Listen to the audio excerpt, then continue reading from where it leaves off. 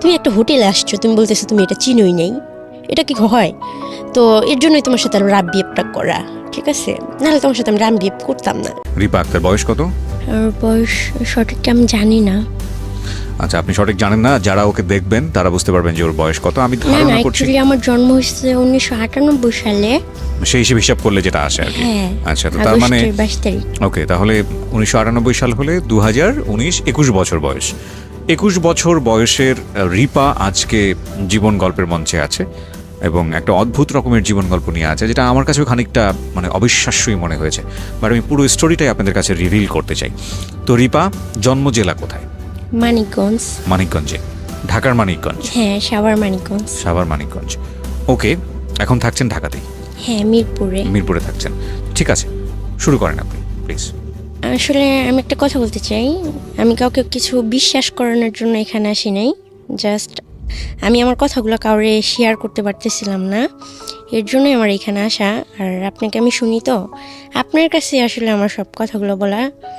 আর দর্শকরা যদি কথাগুলো শুই না আমার একটু প্রশ্নের উত্তর দিতে পারে, তাহলে আর আমার কিছু বলার থাকবে না। মানে আপনি অনেকগুলো প্রশ্ন আজকে নিয়ে এসেছেন, কিন্তু আপনার প্রশ্ন করার মতো কোনো মানুষ নেই, যে কারণে আজকে জীবন গল্পে এসেছেন। চলুন শুনি, ডিফারেন্ট একটা স্টোরি হবে প্রিয় শ্রোতা, শুধুতেই বলে রাখছি, অ্যান্ড কোয়াইট আনথিঙ্কেবল। ওকে, চলুন। আমার মনে আছে যেখান থেকে সেখান থেকে বলি। আমার ভাইয়ের সাথে ফার্স্ট মানে আমার যতটুকু মনে আছে, একটা ঈদ থেকে আমার মনে আছে, ঈদের দিন আমার কাছে 50 টাকার একটা নোট ছিল। তো আমার ভাইয়ের কাছে ভাইয়া 2 টাকা দিয়ে আমাকে বলতেছে, এই টাকাটা অনেক বেশি টাকা, 50 টাকাটা আমাকে দিয়ে দাও। পরে আমি দিয়ে দিলাম। তো ভাইয়া ওই টাকাটা নিয়ে ঠিকই খরচ করে ফেলছে, আমি 2 টাকা নিয়েই ছিলাম। তো ও সবসময় আমাকে ঠকাইতো, অনেক বড় ছিল বাট আমাকে বোকা বানাইতো। তো ভাইয়া পড়াশোনা করতো, মেয়ে মানুষের মতো বাসায় সব কাজকর্ম আমার ভাইয়া করতো। আচ্ছা। আর আমি তো ছোট ছিলাম, যার কারণে আমি কোনো কাজ টাজ করতে পারতাম না। তো একদিন হয় কি যে আমার মামির যে মেয়েরা আছে ওদের সবার বার্থডে পালন করা হয়। তো আমি অনেক কান্না করতাম যে আমার কেন হয় না। তারপর ওরা সবাই আম্মু আব্বু বলে ডাকতো, বাট আমি ডাকতে পারতাম না, এর জন্য আমার মনটা অনেক খারাপ হতো। তখন ভাইয়াকে বললে ভাইয়া কান্না করতো, বলতো আমি তোমার মা, আমি তোমার বাবা, আমি তোমার সব। আপনার ভাইয়ের সাথে আপনার বয়সের ডিফারেন্স কতটুকু ছিল? মানে অনেক। ভাইয়া তখন ম্যাট্রিক পরীক্ষা দেয় আর আমি তখন 5 থেকে 6 বছর বয়স হবে। ওকে, এইরকম বয়সের গ্যাপ। হ্যাঁ, ভাইয়াকে কিছু বললে যখন কান্না করতো, তো আমি ছোটোবেলা থেকে একটু অন্য মাইন্ডের মেয়ে ছিলাম, একটু অন্যরকম টাইপের ছিলাম। কারো কিছু দেখলে চাওয়া, কারো কিছু দেখলে হ্যাঁ মন চাইতো অনেক কিছু, কিন্তু আমি কাউকে বলতে পারতাম না, আর বললেও হয়তো পেতাম না। আমার ভাইয়াকে আমি একদিন শুধু বলছি যে ভাইয়া ওদের বার্থডে পালন করা হয়, আমার কেন হয় না, আমার কি জন্মদিন হয় নেই? তো আমার ভাইয়া কী করলো, ওর কাছে টাকা ছিল না, লুকায়া মানে অনেকগুলো বাচ্চা পোলাপেন নিয়ে মাঠে গেছে। মাঠে যায় একটা পাখি ধরছে, ধরা ভাইয়া জবা করছে। মানে এই দিনটা আমার জীবনে অনেক স্মরণীয়। ওই পাখিটা জবা করা 5 টাকাতে একটা কেক আনছে। তো মাঠের ভিতরে আমার বার্থডে পালন করছে, যার কারণে আমি জানি যে আগস্টের 22 তারিখ আমার বার্থডে। এরকম করে প্রতি বছরই মানে 2 বছর পর্যন্ত আমার জ্ঞান হওয়ার পরে আমার ভাই আমার সাথে ছিল। তারপর একদিন ভুল করে আমি মামির মানে ডাইনিং টেবিলের চেয়ারে বসি, তো আমার মামি আমাকে অনেক মারে যে ওখানে কেন বসলাম। তারপর আমার ভাইয়াও আমাকে ওখানে মারে। পরবর্তীতে ভাইয়া করে কি ছাগল নিয়ে মাঠে যায়, তখন ভাই মাঠে যায় আমাকে জড়াই ধরে অনেক কান্না করে যে আপু তোর অনেক লাগছে না, তুই রাগ করিস না, তুই বড় হ, আমি তোকে অনেক সুন্দর একটা বাড়ি করে দেবো, সেখানে অনেক চেয়ার টেবিল থাকবে, সেখানে তোকে কেউ মারবে না। আমি আর কিছু বলতাম না, আমি বুঝতাম যে কেমন যেন খারাপ লাগতো, বাট আমার কষ্ট জিনিসটা বুঝতাম না, আমার কান্নাও পাইতো না। এরকম করে ভাইয়া কোনো অন্যায় করলেই খুব মারতো আমার নানা নানি, আর মামিরা খুব বাজে বাজে কথা বলতো। দেখা যেত আমি গোসল করতে গেলে শ্যাম্পু নিয়ে নিতাম, তখন মামি অনেক বড় বড় কথা বলতো যে তোর বাবারই তো ঠিক নাই, তার মেয়ের আবার শ্যাম্পু লাগে নাকি, তো অনেক ধরনের কথা বলতো। তো এরকম করতে করতে একদিন শুক্রবারে আমার ভাইয়ের রেজাল্ট বের হয়েছে। ভাইয়া টিউশনি করতো মাঝে মাঝে, তো প্রতি সপ্তাহে অনেক বাচ্চাদের পড়াইতো। তো ওখান থেকেও দেখা যাচ্ছে আমার নানিকেই টাকা দিয়ে দিত, তারপর আমার জন্য হয়তো 2-10 টাকা হয়তো খরচ করতো এরকম। তো প্রতি বছর ঈদে মামারা জাকাত দান করতো, কুরবানি দিত।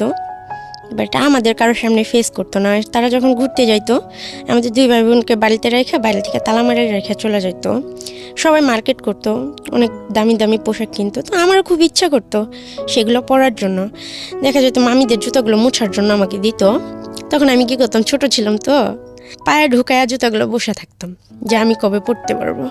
তো আমার ভাইয়া মাঝে মাঝে এগুলো দেখতো, আর মামিরা কেউ দেখলে তো মারতো। তো আমি কম বেশি একটু দুষ্টু ছিলাম, তো মারটার খাইতাম। তার জন্য ভাইয়াও খুব রাগ করতো। ভাইয়া রাতে অনেক কষ্ট করে পড়াশোনা করতো। তো ভাইয়ার অত বড় মানে বইগুলা আমাকে দিয়ে লেখাইতো। তো না লিখলে কী করতো, মারতো। আমি বুঝতাম না, তবে আমি অনেক সুন্দর লিখতে পারি। আমার হাতের লেখা দেখলে হয়তো কেউ বিশ্বাসই করবে না যে আমি কখনো স্কুলেই যাইনি। তো আমার যখন স্কুলে যাওয়ার বয়স, তখন আমি স্কুলে যেতে পারি না, সব বাচ্চারা স্কুলে যাইতো। তো ভাইয়া বলতো যে আমি তোকে অনেক পড়াশোনা করাবো। তো ভাইয়া যখন রেজাল্ট বের হয়, হঠাৎই একদিন মানে নানি ওকে মারে পেয়ারার জন্য। তো মারার পরে সারা রাত ভাইয়ার কথা বলেনি, শুয়েছিল। তারপরের দিন সকাল 12টার দিকে আমার ভাইয়া দেখি যে ফাঁসি দিছে ঘরের ভিতরে, নানির একটা কাপড় দিয়া। তো ফাঁসি দিছে, দরজাটা বাইরে থেকে লাগানো ছিল। তো আমি খেলতেছিলাম বাচ্চাদের সাথে, তো আমাকে সবাই বলতেছে তোমার ভাইয়া মারা গেছে। তো আমি তো আর বুঝি না যে মারা গেছে এটা কি জিনিস, যে আমার ভাইয়া আর কখনো ফিরে আসবে না, আমাকে বকবেও না।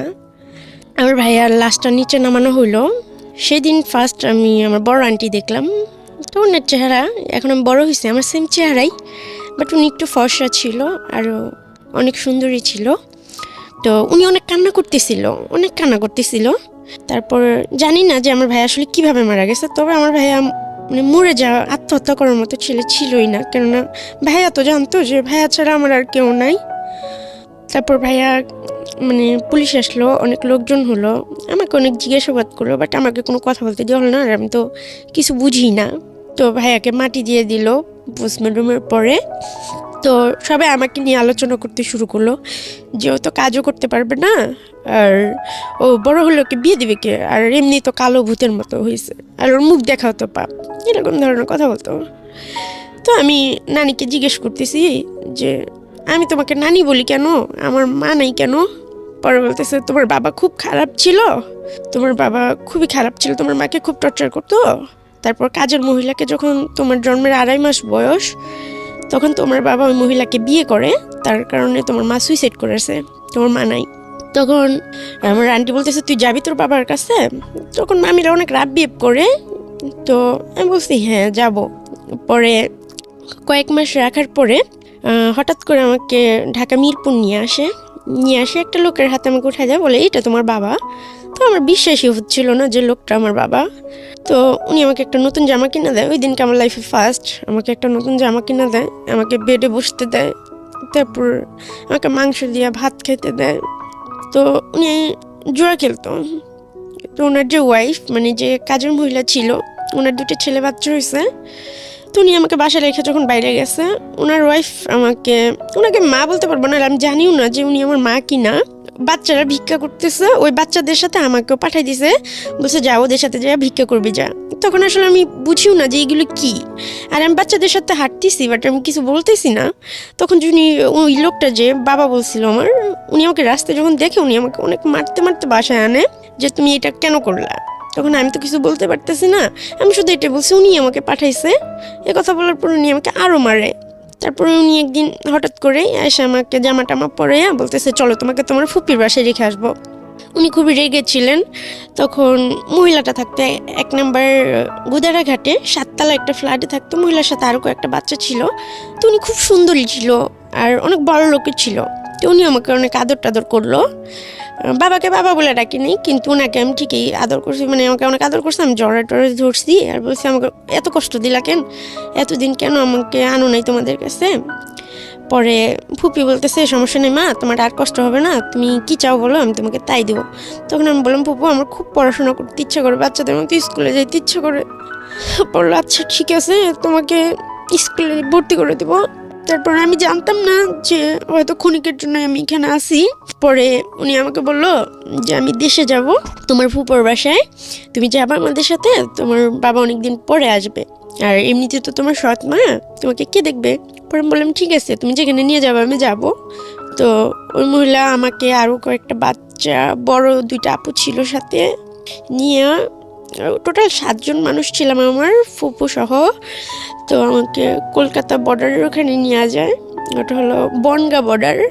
ওখানে নিয়ে যাওয়ার পরে যখন বনগাঁ বর্ডারে নৌকা করে পার হওয়ার পরে পুলিশে ধরার পরে বড় যারা ছিল তারা অনেকে চলে যায়, আমি আরও 2টা মেয়ে ছোট ছোট, ওরা পুলিশের কাছে আমরা দৌড়াও নাই আর ওনাদের সাথে যাইতেও পারি না। আমি ফুপু ফুপু বলে চিৎকার করতেছি, বাট উনি আমাকে নিয়ে যায়নি, উনি চলে গেছে। উনি যাওয়ার সময় বলতেছে, দেখো আমি তোমার ফুপু না, আমাকে মাফ করে দিও মা। My goodness. পরে বলতেছে, তোমার বাবা আমার কাছ থেকে 30,000 টাকা নিছে, আমার কিছু করার নেই, এটা আমার ব্যবসা, আমাকে মাফ করে দিও।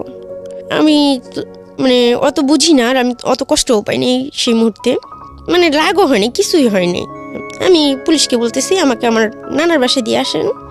বলতেছি ঠিক আছে, তোমাকে দিয়ে আসা হবে, চলো তোমাকে এক জায়গায় থানায় নিয়ে যেতে হবে, থানায় নিয়ে গেলে তারপর তোমার অ্যাড্রেস বলবা, তোমার বাবা মা কে আছে তাকে ফোন করা হবে, তারা এসে তোমাকে পরের দিন নিয়ে যাবে। আজকে তো রাত হয়ে গেছে, আজকে তোমার এখানে থাকতেই হবে। ফার্স্টে আমাকে একটা হসপিটালে নিয়ে যায় আমার বয়েস মেডিকেল করানোর জন্য পুলিশগুলা। তখন আমার বয়েস মেডিকেল করানো হয় খড়গপুর জিআরপি থানা, কলকাতা, পশ্চিম মেদিনীপুরের ওখানে। আমাকে বললো তোমার ক্ষুধা লাগছে, কিছু খাবার? আমি বললাম যে হ্যাঁ আমি ভাত খাবো। বলতেছে এটা তো কলকাতা, ভাত পাওয়া যায় না, এখানে অন্য কিছু খাওয়া যায়। তো সেই মুহূর্তে আমাকে খিচুড়ি এনে দিল, আমি খুব আনন্দের সাথে খাইলাম। খাওয়ার পরে হসপিটাল থেকে আমাকে কলকাতা পশ্চিম মেদিনীপুর বিদ্যাসাগর বালিকা ভবন একটা অনাথ আশ্রম আছে, ওখানে সেফ কাস্টোডিও আছে। তো আমাকে অ্যাকচুয়ালি আসামি হিসেবে তারা দেখতেছে, বাট আমি সেই মুহূর্তে বুঝি নাই। তো সেখানে আমাকে নিয়ে যাওয়া হয়, নিয়ে অনেকগুলো বাচ্চাদের মাঝখানে আমাকে রেখে আসা হয়। ওখানে বড় ছোট, পঙ্গু, কারো হাত নাই কারো পা নাই, অনেক ধরনের মানুষ আছে। তো বেশিরভাগ মানুষগুলোই হিন্দিতে কথা বলে, আমি বুঝতাম না। তবে আমি এটা জানতাম যে হিন্দিতে কথা বলে কলকাতায়, কেননা বাসায় টিভি চলতো, আমার মামিরা হিন্দি সিরিয়াল দেখতো, এই জন্য আমি জানি যে এটা কলকাতা। ওখানে প্রথমে আমাকে কেউ সহ্য করতে পারতেছিল না, আর আমাকে পরের দিন সকালবেলা পুলিশ বললো দিয়ে আসবে বাড়িতে, দিয়েও আর আসলো না। তখন আমাকে 1 প্লেট ভাত এনে দিছে শুকনো মরিচ দিয়া, তো আমি ভাত খাইনি। তারপরে আমি অনেক চিল্লাচিল্লি করতেছি, অনেক কান্নাকাটি করতেছি, বাট আমার কান্না শোনার মতো কেউ নেই। তখন কয়েকটা মেয়ে আইসা, আরও 2টা বাংলাদেশের মেয়ে ছিল ওখানে, ছোট ছোট, ওরা আমারও ছোট ছিল। তখন আইসা বলতেছে, আপু কান্না করো না, এখানে কান্না করো কোনো লাভ নেই, তোমার কান্না কেউ শুনবে না, আল্লাহ যা ভাগ্যে রাখছে তাই হবে। আর ওখানে সবাই হিন্দু, 200 বাচ্চা ছিল, 200-র মধ্যে আমিও একজন হয়ে গেলাম। তার মধ্যে 4টা মানুষ ছিল মুসলিম আর বাকি সবাই ছিল হিন্দু। ওখানে একটু আজানের শব্দ শোনা যেত না, মুসলিমদের কথা মানে সব একটু অন্যরকম করতো, এই সাথে মিশবি না, এটা করবি না, ওটা করবি না, খুব খারাপ ব্যবহার করতো। এরকম করতে করতে 1 মাস হয়ে যায়। প্রতিদিন সকালবেলা প্রার্থনায় দাঁড় করাতো আমাদের, আমি প্রার্থনায় দাঁড়ায় সূরা ফাতিহা পড়তাম। আমি কখনোই ওদের দোয়া পাঠ করতাম না, পূজা করতাম না, নমস্কার করতাম না, আমাকে অনেক মারতো, কিন্তু তারপর আমি আল্লাহরই ডাকতাম। মরে যাওয়ার ইচ্ছা ছিল, কেননা বন্দি একটা জীবন। তারপর সবাই রাবিব করে, ভাইয়াকে দেখতে পেতাম না, ভাইয়ার কথা খুব মনে পড়তো, ডাকলে পাইতাম না। আস্তে আস্তে আমাকে একদিন কি করছে, আমি লুকায়া গেছি মানে মন্দির ঘরটায়, পরে একটা চেয়ার ছিল, একটা সাদা উন্না জোগাড় করছিলাম, করে আমি ফাঁসি দিয়ে ঝুলে গেছিলাম ভিতর থেকে দরজাটা আটকায়া। তখন 10 মিনিটের মতো দরজাটা ভাঙতে লাগছে, আমি ফাঁসিতে ঝুলেছিলাম একদম অনেকটা উপরে। আমার জীবনটা এত নিকৃষ্ট যে একদমই অবিশ্বাস্য যে আমি 10 মিনিটের মতো ফাঁসিতে ঝুলেছিলাম। আমার হাত পা সব অবশ হয়ে গেছিলো, আমার চোখ দিয়ে ব্লিডিং শুরু হয়ে গেছিলো, ব্লাডগুলো জমাট হয়ে গেছিল। তো সবাই ভাবছিল আমি মারা গেছি, পোস্টমর্টমের জন্য নিয়ে যাওয়া হয়, কিন্তু তখন আমি জীবিত আছি। যখন ওখানে যাওয়ার পরে আমাকে যে মানে লাশ কাটে, সে বলতেছে যে মেয়েটা তো এখনো জীবিত আছে। তো উনি আবার আমাকে হসপিটালে পাঠায়, কিন্তু আমার চোখগুলো দেখে সবাই ভয় পায়, আর সবাই বলে এই রিস্ক আমরা নিতে পারবো না, ওকে জেলখানায় দিয়ে দেন। তখন বলতেছে এতটুকু মেয়েকে তো জেলখানায় দেওয়া যাবে না।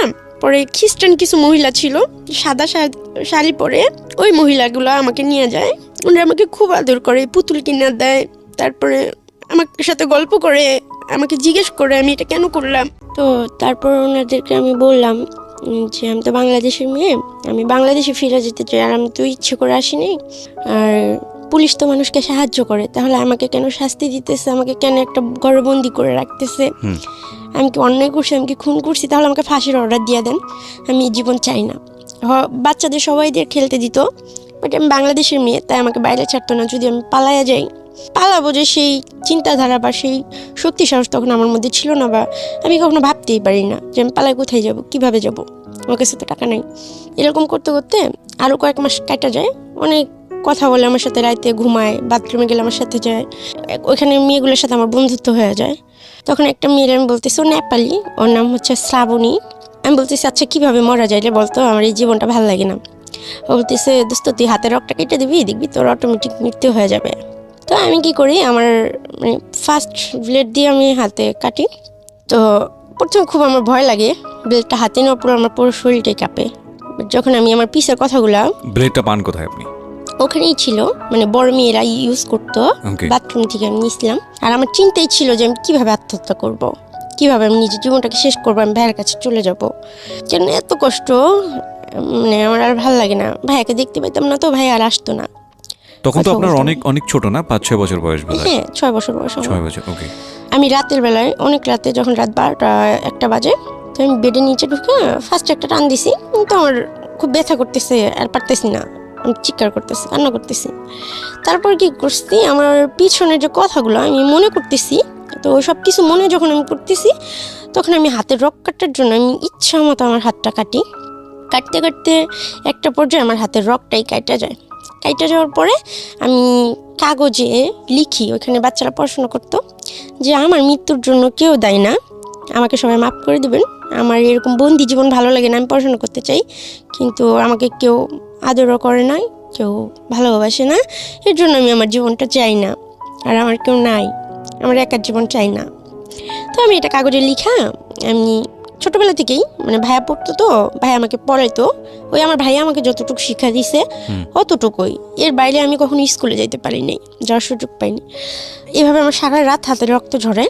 পরে সকালবেলা হলো আমাকে হসপিটালে নেওয়া হয়। তো আমি খুবই ছোট ছিলাম, তখন মিডিয়া ফ্লাশ হয়, তখন সাংবাদিক আসে আমার সামনে যে আমি কেন এগুলো করছি, বা এর আগেও আমি সুইসাইড করতে চাইছি কেন।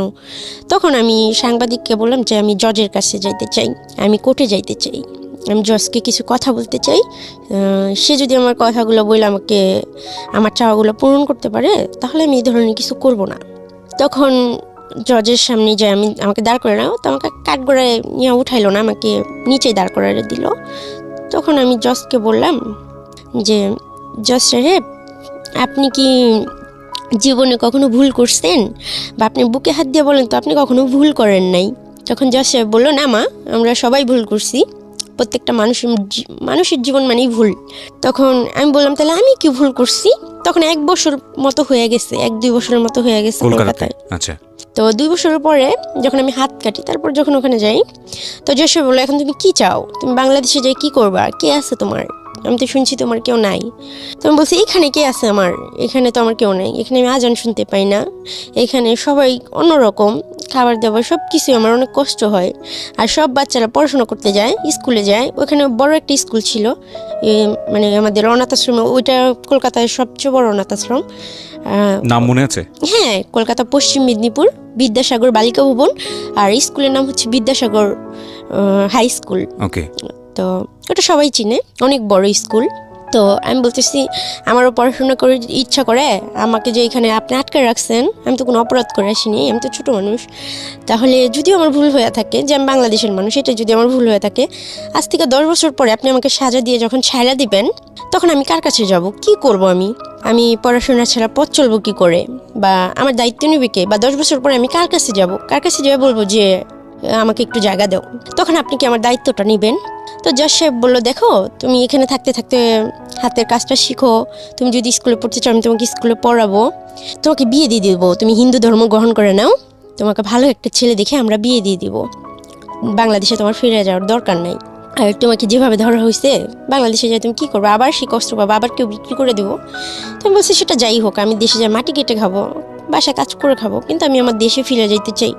আসলে আমার মনে রাগ ছিল, যে লোকটা আমাকে ওইখানে পাঠাইছে, ওই লোকটাকে খুন করার জন্য আমার বাংলাদেশে ফেরার নেশা ছিল, যে আমি এখানে আসবে একদিনের জন্য হলেও, এসে ওনাকে খুন করবো, তারপর পুলিশ আমাকে যা শাস্তি দেবে আমি মাথা পেতে নেবো। এবং সে লোকটা হচ্ছে আপনার বাবা? হ্যাঁ, আমি আসলে জানি না উনি আমার বাবা কিনা, যেটা সত্যি কথা। জজ বললো ঠিক আছে, আজকে থেকে তোমাকে পড়তে দেওয়া হবে। তো আমি খুব খুশি হইলাম, আমাকে স্কুলে নিয়ে যাওয়া হলো, তবে পুলিশ গার্ড দিয়ে।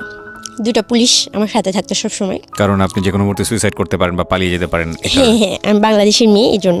তখন বাচ্চাদের প্রতিদিন মাঠে ছাড়া হইতো, প্রায় 200 বাচ্চা।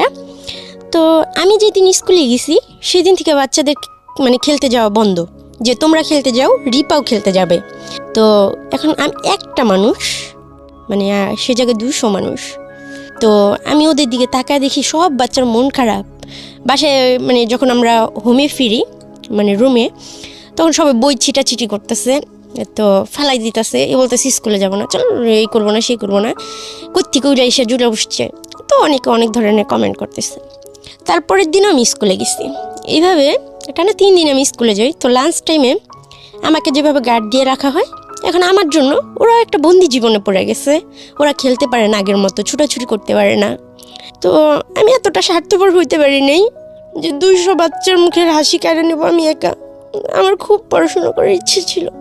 ওই বাচ্চাগুলোর মুখের দিকে তাকায় তখন আমি দেখলাম যে আমরা একার জন্য ওদেরকেও অনেক কষ্ট পাইতে হইতেছে। তো আমি বললাম, আমি আবার জজের কাছে গেলাম 7 দিন পরে। বললাম, স্যার আপনি আমার আশা পূরণ করছেন, ঠিক আছে, আমি স্কুলে যাই পড়বো না, তবে আমি এখানে থাইকা পড়বো, বাসায় আমি পড়বো। আমি যাই শুধু যেদিন পরীক্ষা থাকবে সেদিন আমি পরীক্ষা দিব। ওরা বললো, কেন, তোমার সমস্যা কোথায়? আমি বলছি, না, আমাকে চোরের মতো ওখানে নিয়ে যাওয়া হয়, চোরের মতো নিয়ে আসা হয়, সাথে আরও বাচ্চাদেরও কষ্ট দেওয়া হয়। ওরা যখন লাঞ্চ করতে বেরোতো আগে, তো আধা ঘন্টা খেলতো, আধা ঘন্টা ওরা খাওয়া দাওয়া করতো, অনেক মজা করতো, আমি জানলা দিয়ে এগুলো দেখতাম। বাট আমি যেদিন থেকে গেছি সেদিন থেকে সব বাচ্চাদের খেলাধুলো সব বন্ধ করে দিছে। পরে আমি ভাবলাম যে 10 জন মানুষের মুখের হাসির দিকে আমার একার কষ্ট অনেক ভালো। তো আমি সবসময় অন্যের দিকে তাকানোর চেষ্টা করেছি যে আমার জন্য কেউ কষ্ট পায় কি না। তো তারপর যেদিন থেকে আমি স্কুল যাওয়া বন্ধ করছি, আবার ওদের খেলতে ছাড়ছে। তো তখন আমার খুব খুশি লাগছে যে যাই হোক, এতগুলো বাচ্চা, ওদেরও তো বাবা মা নাই, অনেকের হাত নাই, অনেকের পা নাই, ওরা হাসতে পারতেছে। ওদের হাসি দেখে নিজের কষ্টটা ভুলে যেতাম আমি, যে আল্লাহ আমাকে অনেক সুস্থ রাখছে, হয়তো এটা আমার কোনো পাপের ফল। তারপর আমি ওখানে সেলাই হাতের কাজ শিখলাম। আস্তে আস্তে পড়ার দিকে আমার মনটা উঠে যায়। আমি অনেক সুন্দর হাতে সেলাই কাজ জানি, অনেক ডিজাইন করতে পারি। তখন আমাকে সবাই অনেক আদর করে, আস্তে আস্তে সবাই অনেক আপন করে নেয় আমাকে। পরে ওখানে 200 বাচ্চার মধ্যে মানে আমি যেটা বলতাম সেটাই হইতো। ওখানে যে অ্যাসিস্ট্যান্ট সুপারভাইজার ছিল ম্যাম, কাকুলি দিদি ভাই, উনি আমাকে খুবই ভালোবাসত, ওনাকে আমি খুব মিস করি। কিন্তু অনেক দূরত্বের ফলে ওনার সাথে হয়তো কোনোদিন দেখা হবে না। দিদিভাই, সত্যি আমি তোমাকে খুব মিস করি, তোর মধ্যে তো ভালো আমাকে কেউ বাসে না। তো ওখানে 8টা ম্যাম ছিল, ম্যামরা সবাই আমাকে অনেক আদর করতো আর বলতো, রিপা পড়ো পড়ো, অন্যের জন্য কেন নিজের জীবন করবা। তখন ওনারা বারবার আমাকে বললো যে রিপা তুমি হিন্দু হয়ে যাও, কেন বুঝতেছো না, জীবনটা এত সহজ না, হিন্দু ধর্ম গ্রহণ করো, দেখবে তোমার ভালো একটা পরিবারের সাথে বিয়ে হবে, তুমি বাবা পাবা, মা পাবা, আত্মীয় পাবা, স্বজন পাবা। তখন আমি বলতেছি, দেখেন এটা কোনো দিনই সম্ভব না। আমি যতটুকুই শুনছি ইসলাম সম্বন্ধে, আমি আমার নবী রাসূলকে, আল্লাহ তাআলাকে অনেক ভালোবাসি, আমি কখনোই পারবো না এই কাজটা করতে। আমি সারা জীবন জেলের অন্ধকারে থাকলেও এটা পারবো না। ওখানে আমি শুধু এইটাই আবদার করি যে আমি আমার দেশে ফিরে যেতে চাই। তখন অনেকগুলো কাউন্সিলর ম্যাডাম আসে, একজন স্যার আসে আমার সাথে কথা বলার জন্য। আমি একটা সময় অসুস্থ হয়ে যাই ভাবতে ভাবতে যে আমার জীবনটা কেন এরকম, আমি কেন কোনোদিন মা বলে ডাকতে পারলাম না, কোনোদিন বাবা বলে ডাকতে পারলাম না, আমার কেন কেউ নাই, আল্লাহ এত মহানগিরি কেন আমার জন্যই করলো। সবাই বলে আল্লাহ যাকে ভালোবাসে আল্লাহ তাকেই কষ্ট দেয়, তাকে আল্লাহর প্রিয় বান্দাদের আল্লাহ এই দুনিয়া কষ্ট দেয়। আমি এত প্রিয় বান্দা তো হইতে চাই নাই যে আমার পরিচয় দেওয়ার মতো কেউ থাকবো না। তারপর নবী রাসূলের কথা স্মরণ করে যখনই আমার কষ্ট হতো, ভাই আমাকে সবসময় একটা কথা বলতো যে আমরা শেষ নবীর উম্মত হইতে পারছি, আমরা অনেক ভাগ্যবান রে আপু, আমাদের জীবনে আর কিছু চাই না। আর তিনি অনাথ ছিল, তার বাবা মা ছিল না, তারপরে তার একটা পরিচয় ছিল, তাকে আদর করার মতো তার একটা চাচা ছিল, তাকে অনেক আদর করতো। কিন্তু আমি এমন একটা মেয়ে, এত নিকৃষ্ট একটা মেয়ে, যে আমাকে কেউ কোনোদিন একবার আদর করেনি। বাইরে মানুষ ঘুরতে যায়, কিন্তু ওইখানে কলকাতায় সবাই পিকনিকে যেত, কিন্তু আমাকে বাসায় বন্দি করে রেখে যেত একটা রুমে। তারপর আমার মামার বাড়িতেও সবাই ঈদে ঘুরতে যেত, আমাকে রান্নাঘরে বন্দি করে রেখে যেত। আমি কোনোদিন বাইরে যেয়ে ঘুরতে পারিনি। আমি কালো দেখে কেউ আমাকে ঘুরতে দিত না, পরিচয় দিত না, কেউ আমার সাথে বন্ধুত্ব করতো না। তারপর আমার কাছে কাউন্সিলর ম্যাডামরা আসে, তো মানসিকভাবে খুবই অসুস্থ হয়ে যায়। অনেক প্রশ্ন আমার মনের ভিতর, তো আমার সাথে কথা এইভাবে কেউ বলে না, কেউ শুনে না। সময় যায়, দিন যায়, but আমার কথা বলার মতো কেউ নাই। তখন কাউন্সিলর ম্যাডাম আমাকে বলে, তখন আমি ম্যাডামকে বলি যে সবার বাবা মা সবার জন্য কত কিছু করে, আমি এতটাই বিচ্ছিরি দেখতে যে আমার বাবা মার আমাকে দেখে একটু মায়া হলো না ম্যাম। তো আমাকে বলেন তো আমি কি পাপ করছিলাম এতটুকু বয়সে, যে আমার 2.5 মাস বয়সে আমার বাবা একটা কাজের মহিলাকে বিয়ে করছে, তার জন্য সবাই আমাকেই কেন দায়ী করলো? তারপর আমার ভাইয়াটা খুন হয়েছে বা মারা গেছে, সেটার জন্য বা আমি কেন দায়ী ম্যাম? মানুষ পাপ করার তো একটা বয়স লাগে। তো ওই বয়সে আমি আল্লাহর কাছে এমন কি পাপ করছিলাম যে পাপের জন্য আল্লাহ আমাকে এরকম ধরনের এটাকে আমার দিকে মনে হয় যে আমার জন্য একটা শাস্তি, না তো কি আমি জানি না আপনাদের দৃষ্টিতে কি, আমার জন্য মনে হয় যে একটা শাস্তি। তো ম্যাম আমাকে ওই দিনকে বুঝায় বললো, দেখো সব বাবা মা সন্তানের জন্য করে, তাই না রিপা? তো তুমি মনে করো দুনিয়ায় প্রথম সন্তান, যে বাবা মার জন্য তুমি কিছু করতে পারতেছো, তোমার বাবা মা তোমাকে ছাড়া ভালো আছে, এতে কি তুমি খুশি না? কয়টা বাবা মা ছেলে মেয়েদের কাছ থেকে সুখ পায়? সব বাবা মারা ছেলে মেয়েদের জন্য করে, দেয়। তুমি মনে করো তোমার সুখের জন্য তারা তোমাকে অস্বীকার করে, তাদের নতুন লাইফ নিয়ে তারা অনেক সুখে আছে, তুমি মনে করো যে তোমার বাবা মাকে তুমি কিছু দিতে পারছো, তো তাদের উপর রাগ অভিমানটা ছেড়ে দিয়ে তাদেরকে অভিশাপ দিও না। তুমি মনে করো তোমার বাবা মাকে অনেক কিছু দিছো, তুমি যেটা তোমাকে দেওয়ার কথা ছিল, মার যেটা করার উচিত ছিল, সেটা তুমি মনে করো তোমার মা তোমার মেয়ে, সেটা মনে করা তুমি কষ্ট পাও না। যদি আমার মার জন্য আমি এরকম কিছু করার সুযোগ পাইতাম রিপা, আমি কখনো ছাড়তাম না। তো তখন আমার খুব ভালো লাগছে ম্যাডামের কথা শুনে, এতদিন পরে যে আমার মনে একটা রাগ ছিল, ঘৃণা ছিল।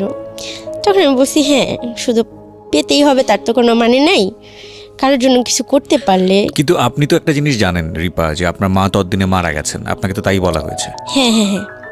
তো যে মা মারা গেছে তার প্রতি এত অভিযোগ আপনার কেন ছিল? উনি তো মারাই গেছেন। না, উনি তো সুইসাইড করছিল, এটা আমি জানতাম। সুইসাইড করেছিল? হ্যাঁ। কি কারণে সুইসাইড করেছিল? বাবা ওই যে কাজের মহিলাকে বিয়ে করছিল। আচ্ছা, এই কারণে সে সুইসাইড করে? হ্যাঁ। আপনাদেরকে রেখে, আপনার দুজনকে রেখে? ওকে।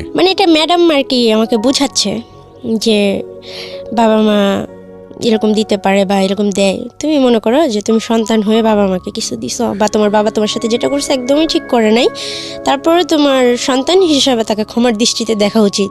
আজকে এই অনুষ্ঠানটা শেষ পর্যন্ত মায়েরা শুনবেন, এবং যেসব মেয়ে বা যেসব ছেলে জীবনে সুইসাইড করা, ছেলেদের বিষয়টা আসলে এখানে কীভাবে আসবে আমি জানি না, তবে যেসব মারা সুইসাইড করার মতো জায়গায় চলে যান সন্তান রাখার পরে, তাদের আজকের এই এপিসোডটা শোনা উচিত। এতক্ষণ পর্যন্ত এফোর ওফর হয়ে গিয়েছে অনেকেরই, ইভেন আমি বহুবার চোখের জল মুছেছি আমার। আমি শেষ পর্যন্ত সবাইকে বলবো যে ধৈর্য ধরে আজকের এই জীবন গল্পটা আপনারা শুনবেন আশা করি। রিপা বলুন প্লিজ। তারপর আমি খুশি হই ম্যাডামের কথা শুনে। এতদিন পরে আমার মনে একটু হালকা লাগে যে ঠিক আছে ফাইন, এতদিন একটা রাগ ছিল যে বাবাকে অনেক কিছু করব, উনি যদি আমার বাবা হয়ে থাকে ওনাকে আমি মেরে ফেলবো। আমি যেভাবে হোক বাংলাদেশে এসে, আমি তো ওনার বাসা চিনি, ওনার জায়গা চিনি, ওনাকে এসে আমি যেভাবে হোক খুন করে ফেলবো, তারপর আমার যা হবে। তো এরকম করতে করতে অনেকগুলো বছর কাটা যায়, আমার আর পড়াশোনা হয় না। মাঝে মাঝে আমি বইগুলো পড়তাম, এরকম পড়তে পড়তে ক্লাস 5 বই পর্যন্ত আমি বাসায় ওই হোমে আইনা পড়তাম। তো ম্যাডামরা আমাকে পড়াইতো, তো আমার পড়ার দিকে মন ছিল না একটা সময়, যে সবাই স্কুলে যে পড়ে আমি যাইতে পারি না, বা এরকমভাবে আর আসলে হয় না, সবাই মজা করে বা আমি সেই জিনিসটা পাই না। পরে আমি হাতে সেলাই কাজটা শিখে আমি শাড়ি এমব্রয়ডারি করে দেই, অনেক ধরনের সেলাই কাজ করি আমি। তো আমাকে দিয়ে ম্যামরা সেলাই কাজ টাজ করে, পরে ম্যাডামরা বাসা থেকে খাবার আনে, আমাকে ভালো ভালো খাবার খাওয়াইতো। আর সবাই আমাকে এটাই বুঝাইতো, রিপা হিন্দু ধর্ম গ্রহণ করো না, তোমাকে বিয়ে দিয়ে দিব, তোমার আর কোনো কষ্ট থাকবে না। কিন্তু আমি কখনোই রাজি ছিলাম না, যেভাবে হোক আমি আমার বাংলাদেশে ফিরে আসতে চাইতেছিলাম। তো এরকম করতে করতে 2014 সাল পর্যন্ত আমি ওখানে থাকি। 2015 সালের ডিসেম্বর মাসের 19 তারিখ পর্যন্ত আমি কলকাতায় ছিলাম। তো হঠাৎ একদিন ম্যাম আমাকে ডাকে বলতেছে, রিপা তোমার 2015 সাল পর্যন্ত? হ্যাঁ। ওকে। 2015 সালের ডিসেম্বর মাসের 19 তারিখ পর্যন্ত আমি মানে 4 বছর আগের ঘটনা এটা, প্রিয় শ্রোতা। ও বাংলাদেশে, তার মানে হিসাব যদি করি আমরা, মাত্র 4 বছর আগে ব্যাক করেছে। এবং ওর বয়স যদি 22-23 হয়ে থাকে তাহলে আপনি একটু হিসাব করে নেবেন যে 6 বছরে হলো ও পাচার হয়ে যায় এবং ওর বাবা ওকে বিক্রি করে দেয় ওর কথা অনুসারে 30,000 টাকা দিয়ে। এবং সেই হিসেবে ওর হোমে থাকার বয়স কম করে হলেও 12 থেকে 13 বছর, হিসাবে তো সেরকমই বলে। হ্যাঁ, এবং এই 12 থেকে 13 বছর হচ্ছে ওর হোম জীবনের গল্প, এটা সবচেয়ে ইম্পর্টেন্ট গল্প। হ্যাঁ, বলেন তারপর। তারপর ওখান থেকে আমাকে বলা হয় যে রিপা, তোমাকে বাংলাদেশে যাওয়ার অর্ডার আসছে, আমার সাথে আরও 4টা মেয়ে আসতে পারে বাংলাদেশে। কিভাবে এটা হঠাৎ করে আপনি এটা পেলেন? মানে ওই যে আমি যে বারবার সুইসাইড করতে চাইতাম, ও, আর মানে এরপর মিডিয়া আপনি বেশ কয়েকবার ট্রাই করছেন সুইসাইড করার জন্য? 2বার ট্রাই করছি। একবার আমি ফাঁসি দিছি, একবার আমার হাতে রক কেটে ফেলছি। ওই যে দুটো গল্প বললেন ওটাই? তারপর? তো তারপর আমি না খেয়ে থাকতাম, মাঝে মাঝেই অনেক জিদ করতাম যে আমাকে সবাই মারো, আমাকে মেরে ফেলো, অনেক ঝগড়াঝাটি করতাম। তো সবাই একটা পর্যায়ে আমাকে অনেক ভালোবাসা দিয়ে মানে ভরায় রাখতো। আর যখন আমি প্রথম যাই তখন সবাই খুব দূর দূর করতো, এই শহরে এখানে আসবা না, এখানে আসা নিষেধ, এটা ম্যাডামের রুম আসবা না, এই সেই টিভি রুমে আসবা না, এই ওই মুসলিম, ওর সাথে কথা বলিস না, এরকম ধরনের কথা বলতো। তো যখন আমি হাতে কাজ শিখি, তারপরে আমি সবার সাথে গল্প করি, সবার সাথে কথা বলি, সবাই আমাকে অনেক আদর করে নিজের সন্তানের মতো।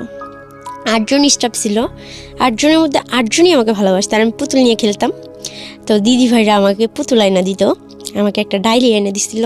দিদি ভাইয়ের কথা আমি কোনোদিন ভুলবো না, দিদি ভাই আমাকে অনেক আদর করতো। আমার কাকলি দিদি ভাই আর কয়েকটা ফ্রেন্ড ছিল। আমার একটা দিদি ছিল, মানে ওখানে দিদি মানে বড় আপুকে বলা হয়তো। তো সবাই অনেক আদর করতো। পরে আমি বারবার জজের কাছে যাওয়ার চেষ্টা করি, ওখানে মাঝে মাঝে সাংবাদিক আসতো বাচ্চাদের জিজ্ঞাসাবাদ করার জন্য, তাদের খাওয়া দাওয়া কেমন হচ্ছে, তাদের রান্না কেমন হয়, এই সেই অনেক কিছু বলতো। তো আমাদের হোমের রান্না অনেক বাজে হইতো, তো কেউ কিছু বলার সাহস পেত না, কেননা মারবে, হয়তো হোম থেকে বের করে দিবে। কিন্তু আমার তো মৃত্যুর ভয় ছিল না, যার কারণে আমি সবার উপরে যে সবসময় তর্ক করতাম। একদিনকে সাংবাদিকদের আমি বলতেছি যে আপনারা আমাদের সাথে বসে এক বেলা যদি ভাত খান তাহলে আমাদের আর কিছু বলার থাকবে না। তখন বললো, কেন এই কথা কেন বললা? আমি কই, হ্যাঁ এখানে খুবই ভালো খাবার দেওয়া হয় তো সেই জন্য। তখন ওনারা রাজি হলো। তো খাবারগুলো যখন আমি বলছি হঠাৎ করেই মানে এটা হবে, আপনারা বলে কই আসবেন ভালো করে রান্না হবে বা খারাপ করে রান্না হবে আপনাদের জন্য, এটা তো হবে না, আমাদের সাথে বসে খেতে হবে। তো আমার কথাটা ওখানে স্মরণীয় হয়ে গেছে, পুরো কলকাতার মানুষই বোধহয় আমার নামটা চেনা হয়ে গেছে যে রিপা নামের কোনো একটা মেয়ে এই অনাথ আশ্রমে ছিল। ওই মিডিয়ার লোকজন আসে আমাদের খাবারগুলো দেখে, তারা কেউ খাইতে পারে না। তারপরে ওখানে ক্যামেরা লাগানোর ব্যবস্থা হয় ভিতরে হল রুমে, ডাইনিং রুমে। তারপর রান্নার জন্য ওখানে বাচ্চারা রান্না করতাম আমরা সবাই মিলে, 200 মেয়ের রান্না, 7 জন করে রান্না করতাম, ফ্লোর মুছতাম, তারপরে অনেক কিছু করতাম। তো তারপর বা হয়তো অনেক কিছু মেপে টেপে দেওয়া হতো বা খাবারটা অনেক বাজে হতো। পরে ওই ক্যামেরা লাগানোর ব্যবস্থা হলো, রান্নার জন্য কুক দেওয়া হলো। সেটা কিন্তু আমি বলবো না আমার জন্য, বাট আমি চেষ্টা করছি, কেননা আমার মায়ের খাওয়ারও ভয় ছিল না, মৃত্যুরও ভয় ছিল না, বা আমাকে বের করে দিবে, আমি তো চাই আমাকে বের করে দিক, যার কারণে এই কথাগুলো বলার সাহস আমি পাইতাম। তারপর আস্তে আস্তে আমাদের ওখানে সব কিছু ভালো পরিবেশ হয়ে যায়, আর আমার সাথেও সবার সাথে ভালো একটা বন্ডিং হয়ে যায়। আর বাচ্চারাও আস্তে আস্তে আমাকে অনেক ভালোবাসতে শুরু করে। একটা সময় ওরা আমাকে ভালোবাসতো না, তো মিশতো না কেউ আমার সাথে। তারপরে বাইরে খেলতে যাওয়ার বিষয়টা, বাইরে ঘুরতে যাওয়ার বিষয়টা, সব কিছু আমি মিডিয়ার সামনে সবসময় ফেস করতাম, যেটা ইচ্ছা করতো। টিভি দেখতে দিতেও 1 ঘন্টা প্রতি সপ্তাহে একদিন। তখন আমি যখন লোকজন আসতো বাইরে থেকে, তো আমি সবসময় আগে কথা বলতাম যে এরকম জেলখানার মতো জীবন আমাদের কেন দেওয়া হয়েছে, আমরা কি আসামি, আমরা কি খুন করে আসছি, সে বলতাম। তো বলতো যে কি সমস্যা, আমাকে বারবার মানে কয়েকবার না হলেও 8-10 বার কোর্টে নিয়ে যাওয়া হয়েছে আমার ইচ্ছাগুলো শোনার জন্য, বা আমি সুইসাইড করতে চাই। ওখানে বাচ্চাদের অনেক মূল্যায়ন করা হয়, একটা বাচ্চা যদি মারা যায় তাহলে কর্তৃপক্ষ দায়ী। তারপরে আর ওই হোমটা সত্যি যারা জানেন, যারা শুনছেন, তারা বুঝতে পারবেন যে ওই হোমটা আসলে কীরকম। বিদ্যাসাগরের নাম করাই আমাদেরকে টিভি দেখে প্রতিদিনই দেখতে দেওয়া হলো, খাবার দাবার ভালো ব্যবস্থা হলো। এরকম করতে করতে দেখতেছে যে ম্যামরা দেখতেছে যে রিপা যা শুরু করছে, মানে পুরো হোমটাকে আমি চেঞ্জ করে দিয়েছিলাম। সেটা শুধু আমার মৃত্যুর ভয় ছিল না, মায়ের খাওয়ার ভয় ছিল না, সেই জন্য আমি পারছিলাম। তো আমার জন্য একটা সময় বাচ্চারা অনেক স্বাধীনতা পাইছে, ওরা নাচের প্রোগ্রাম করতে সে করতো, কিন্তু আমি যাইতে পারতাম না ওদের সাথে। তারপর ওরা খুশি হয়ে যখন ফিরে আসতো, সবাই আমার জন্য অনেক গিফট নিয়ে আসতো, আমাকে সবাই খুব ভালোবাসতো, দিদি ভাইরাও খুব ভালোবাসতো। তারপর তারপর আস্তে আস্তে হোমের পরিবেশটা চেঞ্জ হয়। আর আমার এসব জন্য থাকতে থাকতে হঠাৎ আমার মন মেজাজ খারাপ হয়ে যেত। যতই ভালো থাকি না কেন, যতই টিভি দেখি না কেন, যাই করি না কেন, আমার বাংলাদেশে আসার জন্য খুব মন খারাপ হতো, মন চাইতো যে আমি মরে যাই। আমি আবারও ট্রাই করছি যে আমি খাওয়া দাওয়া ছেড়ে দিচ্ছি, যে আমি যেভাবে হোক আমি বাংলাদেশে যাব। আর 2014 সালে যদি আমি বাংলাদেশে না যেতে পারি, আমি যেভাবেই হোক মারা যাব। ছাদে ওঠার মতো কোনো চান্স ছিল না, ওটা ছিল 3 তলা, যে আমি ছাদে থেকে লাফ দেবো, আমার এরকম চিন্তা ছিল। বাট কীভাবে মরা যায়, আমি কীভাবে মরবো, তো অনেক নিজে অনেক কষ্ট দিতাম। তো এরকম করতে করতে নতুন ম্যাম আসলো, সে বললো যে না, ওকে 18 হয়ে গেছে, 18 হইলে ওকে জেলে পাঠাই দেওয়া হবে, ও অনেক মানসিকভাবে মানে সুস্থ না। তখন আমি বললাম ঠিক আছে, আমাকে জেলে দিয়ে দেন, এমনভাবে একটা মামলা দিয়ে দেন যাতে আমাকে ফাঁসির অর্ডার দিয়ে দেয়, কারণ আমি চাই না এই পৃথিবীতে আর থাকতে, এত সুন্দর আল্লাহর দুনিয়া আমি থাকতে আর চাই না। তখন ম্যাম বলতেছে জেলখানা খুবই খারাপ, সেখানে তোমার সাথে কী করা হবে তুমি কি জানো না, সেখানে কয়েদিরা তোমার সাথে শারীরিক সম্পর্ক করবে, এই করবে সেই করবে, মারবে, অনেক কষ্ট দিবে, এইটা তো ভালো জায়গা, ভালো লাগে না তোমার, তাই না? আর না হলে তোমাকে বৃদ্ধাশ্রমে পাঠাই দেওয়া হবে, এরকম ধরনের কথা আমাকে বলে, যে তোমার বয়স 18 হয়ে গেছে, এখানে তো আর রাখা যাবে না, তোমাকে বৃদ্ধাশ্রমে পাঠাই দেওয়া হবে। আমি বলতেছি এই সমস্যা নেই, আমি যদি বাংলাদেশে এই হোম থেকে না যেতে পারি, আমার লাস্টটাই যাবে, সেটা যেভাবেই হোক। পরে আমাকে হঠাৎই ওই ম্যাম ডাকলো সকালবেলা, আমার সাথে আরও 4টা যে মেয়ে ছিল, সবারই বাংলাদেশে সরকারের সাথে একটা ডিমান্ড হয়। আর আমি আমার নানার বাড়ির যে অ্যাড্রেসটা, সেটা আমি ফুললি একটা কাগজে লিখে দিই। খুবই ক্ষুদ্র জায়গাগুলো, কত টাকা রিক্সা ভাড়া লাগবে, কি লাগবে, সব কিছু যতটুকু আমার মনে থাকে, পাশে কটা দোকান আছে, মসজিদ আছে, ঘর আছে, আমার মামার নাম কি, নানার নাম কি, সব কিছু আমি লিখে দিই একটা কি কাগজে। ছিল আপনার পরিচয়, অ্যাড্রেসটাকে আমি নিজেও জানতে চাই একটু। থানা জেলা মানিকগঞ্জ, পোস্ট গড়পাড়া, গ্রাম বাঙ্গালা। আমার নানার নাম হচ্ছে, মানে ওনাদের নাম আমি বলতে চাই না। ঠিক আছে, ওকে ফাইন, ওকে। আমি আসলে ইন্সপায়ার, যদি আপনি না জান তাহলে আমি আসলে ইন্সপায়ার করছি না। ওকে ফাইন, বলুন তারপর। তো কেননা ওনাদের কেউ আজকে হয়তো ওই জায়গার মানুষও কেউ শুনবে, তখন বলবে যে ওনারা এরকম হইতে পারে। কেউ আমার আপনজনদেরকে আমি বলবো ঠিক আছে, অন্য কেউ অসম্মান করবে, সেটা আমি চাইবো না। তাদের অসম্মান করার জন্য আমি গল্পটা বলা না, আমার গল্পটা বলা হচ্ছে আমার বুকটা ব্যথায় ভরে আছে, আমার খুব কষ্ট হয়, এইসব কথাগুলো নিয়ে আমি আর চলতে পারতেছি না, আমার নিজের অনেক অপরাধ বোধ মনে হয়, এর জন্য আমার কথাগুলো বলা। তো আমাদের বাংলাদেশে আসার ব্যবস্থা হয়। তো সুপার ম্যাম আমাদের নিজে বাংলাদেশের বর্ডারে দিয়ে যায়, পুলিশের হাতে হ্যান্ড ওভার করায়। তো 2015 সালে, তারিখ মনে আছে? হ্যাঁ, 2015 সালে ডিসেম্বরের 19 তারিখ। তারপর ওইখানে একটা মেয়েদের হোমে আইনে আমাকে রাখা হয়। আমার নানাকে ফোন দিয়ে বলা হয়, সে আমাকে নিতে চায় না, তাকে বলা হয় যে রিপাকে যে রিসিভ করবে, গার্জিয়ান হিসেবে যে নিবে, তাকে 50,000 টাকা দেওয়া হবে। তখন আমার নানা পরের দিন চলে আসে নাম্বার নিয়ে। তো সরকারিভাবে ওখানে যে সেলাই কাজটা আমি করতাম। টাকা কি দেওয়া হয়েছিল নাকি জাস্ট এই মিথ্যা কথা? সত্যি দেওয়া হয়েছিল। আপনার নানাকে 50,000 টাকা দেওয়া হয়েছে? হ্যাঁ। এটা কে দিয়েছে, বাংলাদেশ গভর্নমেন্ট না ইন্ডিয়া? ইন্ডিয়ান গভর্নমেন্ট, মানে ওই দেশের 25,000 না কত হাজার টাকা, মানে আমাদের ওখানে প্রত্যেকটা বাচ্চার একটা ইয়া হতো, মানে কিছু টাকা জমা হতো যারা সেলাই কাজ করতো। ওকে। তাছাড়াও মানে বাচ্চাদের জন্য একটা ভবিষ্যৎ চিন্তা করে, যখন একটা বাচ্চা বের হয় 18 বছর পূর্ণ হওয়ার পরে, তখন ওই অ্যামাউন্টটা তাকে দিয়ে দেওয়া হয়, ওই টাকাটা দিয়ে দেওয়া হয়। তো আর আমাকে তো সবাই করতো, আর আমি অনেক কাজ করতাম, অনেক সেলাই কাজ করতাম। কি ধরনের সেলাই কাজ পারেন আপনি? আমি হাতের এমব্রয়ডারি সেলাই কাজ পারি, যেগুলো সত্যি খুব সুন্দর। আমার নিজেরই মনে হয় যে আমি যে ভালো একটা কাজ করতে পারি, আমি মেশিন চালাইতে পারি। তো আমি যে একটা চাদর, অনেক বড় বিছনা চাদর এমব্রয়ডারি করে দিছি একটা ম্যামকে, তারপরে একটা শাড়ি, পাঞ্জাবি, রুমাল, অনেক আইটেমের। ওকে, ঠিক আছে। তো আপনার নানা আপনাকে রিসিভ করতে যায়, তারপর? হ্যাঁ, একটা ছেলেকে, এলাকার একটা ছেলেকে নিয়ে আসলো রিসিভ করতে। তো আমি খুব খুশি ছিলাম। আমাকে যখন আমার ওই যে বাবা যে লোকটা, ওনাকে পুলিশ নিয়ে আসে, তো আমাকে বলে রিপা মামলা করে দাও ওনার নামে। ওই দিনই পুলিশ নিয়ে আসে? না, তারপরের দিন। আচ্ছা। বলে ওনার নামে মামলা করে দাও। তো ওনার সাথে ওনার মা আসে, আমার দাদি হয়ে সম্পর্কে যতটুকু, ওই মুহূর্ত পর্যন্ত আর কি। তো উনি আমার সাথে খুব চিল্লাচিল্লি করতেছে, তুমি একটা ডাইনি নিয়ে, আমার মানে বংশ পরিচয় আছে, তোমার জন্য আমার ছেলেকে শেষ পর্যন্ত থানায় আসতে হলো। আমার ছেলে এরকম কাজ করতেই পারে না, আমার ছেলে তোমাকে চিনেই না। ঠিক আছে, পরে আমি বলতেছি, আমি কান্না করে দিছি যে আপনার এই বয়স আইসা আপনার ছেলের জন্য আপনার কত মায়া, সে এখানে আসছে, আপনি মানে 2-10 মিনিট হয়েছে আসছে, তাকে নিয়ে আসছে, আপনার খারাপ লাগতেছে, অসম্মান মনে হইতেছে, কত কিছু। আপনার এই ভালোবাসাটা আমার খুব ভালো লাগতেছে, কিন্তু আমি খুব দুর্ভাগ্য একটা মেয়ে যে এই খারাপ লাগাটা আমার মার মধ্যে হইল না, আমার বাবার মধ্যে হইল না। সে যদি আপনার গর্বের ছেলে হয়, আমার জন্মদাতা পিতা, তাহলে তার থেকে আপনার থেকে আমার অধিকারটা বেশি। সে আমার সাথে যেটা করলো সেটা কি সে ঠিক করছে? লোকটা কান্না করতেছিল। তখন পুলিশ সবাই নানাও বললো যে মামলা করে দাও। তখন ওই যে কাউন্সিলর ম্যাডামের কথাটা মনে পড়লো। আর তাছাড়া ওই মুহূর্তে আমি এটি চিন্তা করছি যে আমার বাবা আমার সাথে এটা করছে, আর উনি আমার বাবা কিনা সেটা তো আমি জানি না। ওনাকে কোনদিন আমি বাবা বলে ডাকিও নাই, সুযোগও পাইনি। যে 10টা বাচ্চা আমাকে মিডিয়ার সামনে নিতে চায়, যে সাংবাদিকদের সামনে একটা, মানে আমরা যে 4 জন আসছি 4 জনকে নিয়েই একটা বোর্ড মিটিং ডাকার জন্য করা হয়, যে এখানে এই আজকে যে লাইফে আসছি আমি, তো এরকম একটা লাইফের আয়োজন করা হয়। বাট সেখানে আমি ওনার নামে মামলাও করি না, আর ওনাকে সসম্মানে আমি ছেড়ে দিই। ওনাকে আমি কিছু বললাম, শুধু এতটুকু বলি, এর থেকে যদি আপনি আমার কিডনি 2টা বিক্রি করে দিতেন তাহলে হয়তো আমি কষ্ট পেতাম না, বা আপনি আমাকে বলতে পারতেন যে মা আমি তোমাকে বিক্রি করে দিতেছি, তো আমি স্বেচ্ছায় চলে যেতাম।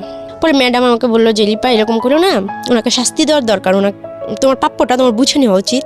উনি তো এমন লোক না যে তোমাকে তোমার প্রাপ্যটা ফিরাই দিবে। এই যে তোমার এতগুলো বছর নষ্ট হয়ে গেছে, এগুলো কি উনি ফিরাই দিবে? পরে আমি বললাম যাই হোক, সেটা আল্লাহ দেখবে। আল্লাহকে তারপর বলি যে উনি যদি আমার বাবা হয়ে থাকেন, ওনাকে যেন ক্ষমার দৃষ্টিতে দেখেন। আমি তো ওনাকে কখনোই বাবা হিসেবে স্বীকার করতে পারবো না।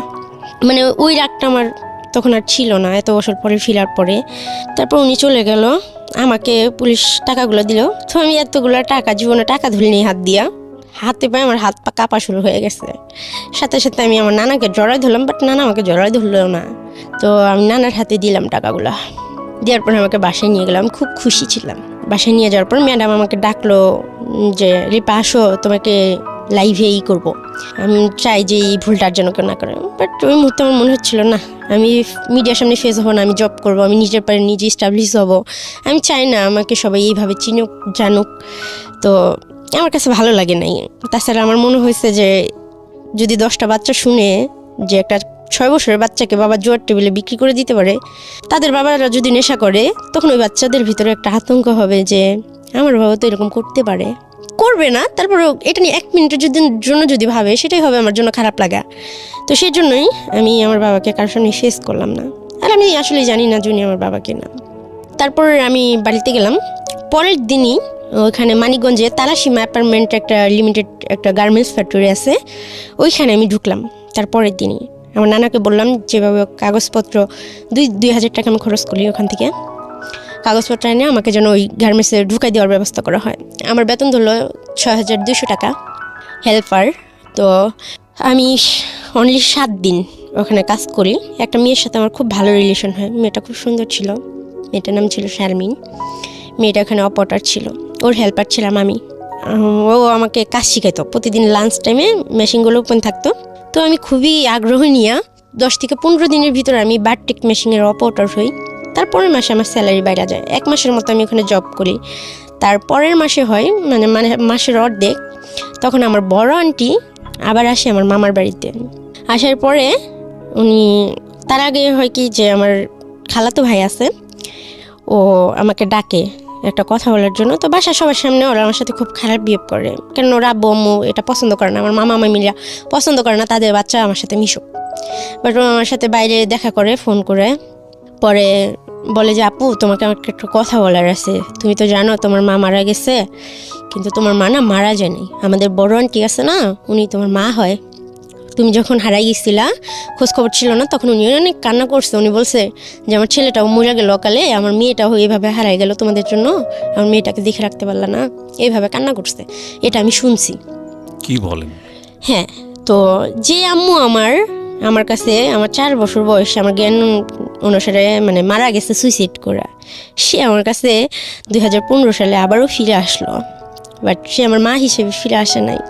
দাঁড়ান একটু পজ নিচ্ছি, কজ ওভারলোডেড হয়ে যাচ্ছে আসলে। মানে আমি অনেক দিন পরে এরকম স্পিচলেস অবস্থায় কোনো স্টোরি আমি শুনছি যেখানে আমার ইন্টারাকশন জিরো। আমি কথা বলতেই চাই না, কারণ আমি আপনাদের এই ফ্লোটা নষ্ট করতে চাই না, কিন্তু আমার একটা কোয়েরি, যেটা আমার মনে হয় আমার লিসনারদেরও কোয়েরি, সেটা হলো যে আপনাকে বলা হয়েছে আপনার মা সুইসাইড করে মারা গেছে, আবার বাবার প্রেজেন্সও ছিল এখানে। এতদিন পরে আপনি যেটা জানলেন যে আপনার বড় আন্টি যে পরিচয়টা দেয় সে হচ্ছে আপনার মা, এটা আপনাকে বললো আপনার কাজিন? না, আমার খালাতো ভাই। ও তো কাজিনই হয়। তাহলে খালাতো ভাই আপনাকে বললো, তারপরে আপনি এটাকে সত্য না মিথ্যা আপনি যাচাই করেননি বিষয়টা? 100%। কি করলেন আপনি? স্টেপ বাই স্টেপ জান প্লিজ। আমি আমার নানার সাথে কথা বললাম যে নানা, উনি কি আমার মা হয়? বলতেছে না, এইসব কথা তোমাকে কে বলছে? তো আমি অনেক খুশি ছিলাম, ওনার কথা মনে করলে আমার সত্যি খুব খুশি লাগে। তো আমার মা এত সুন্দর, উনি আমার মা, মানে এরকম ভাবতেছে। আপনি বড় আন্টি হিসেবে জানেন? হ্যাঁ, ওনার একটা ছেলে আছে, তো ওনার ছেলের নাম হচ্ছে রাফি।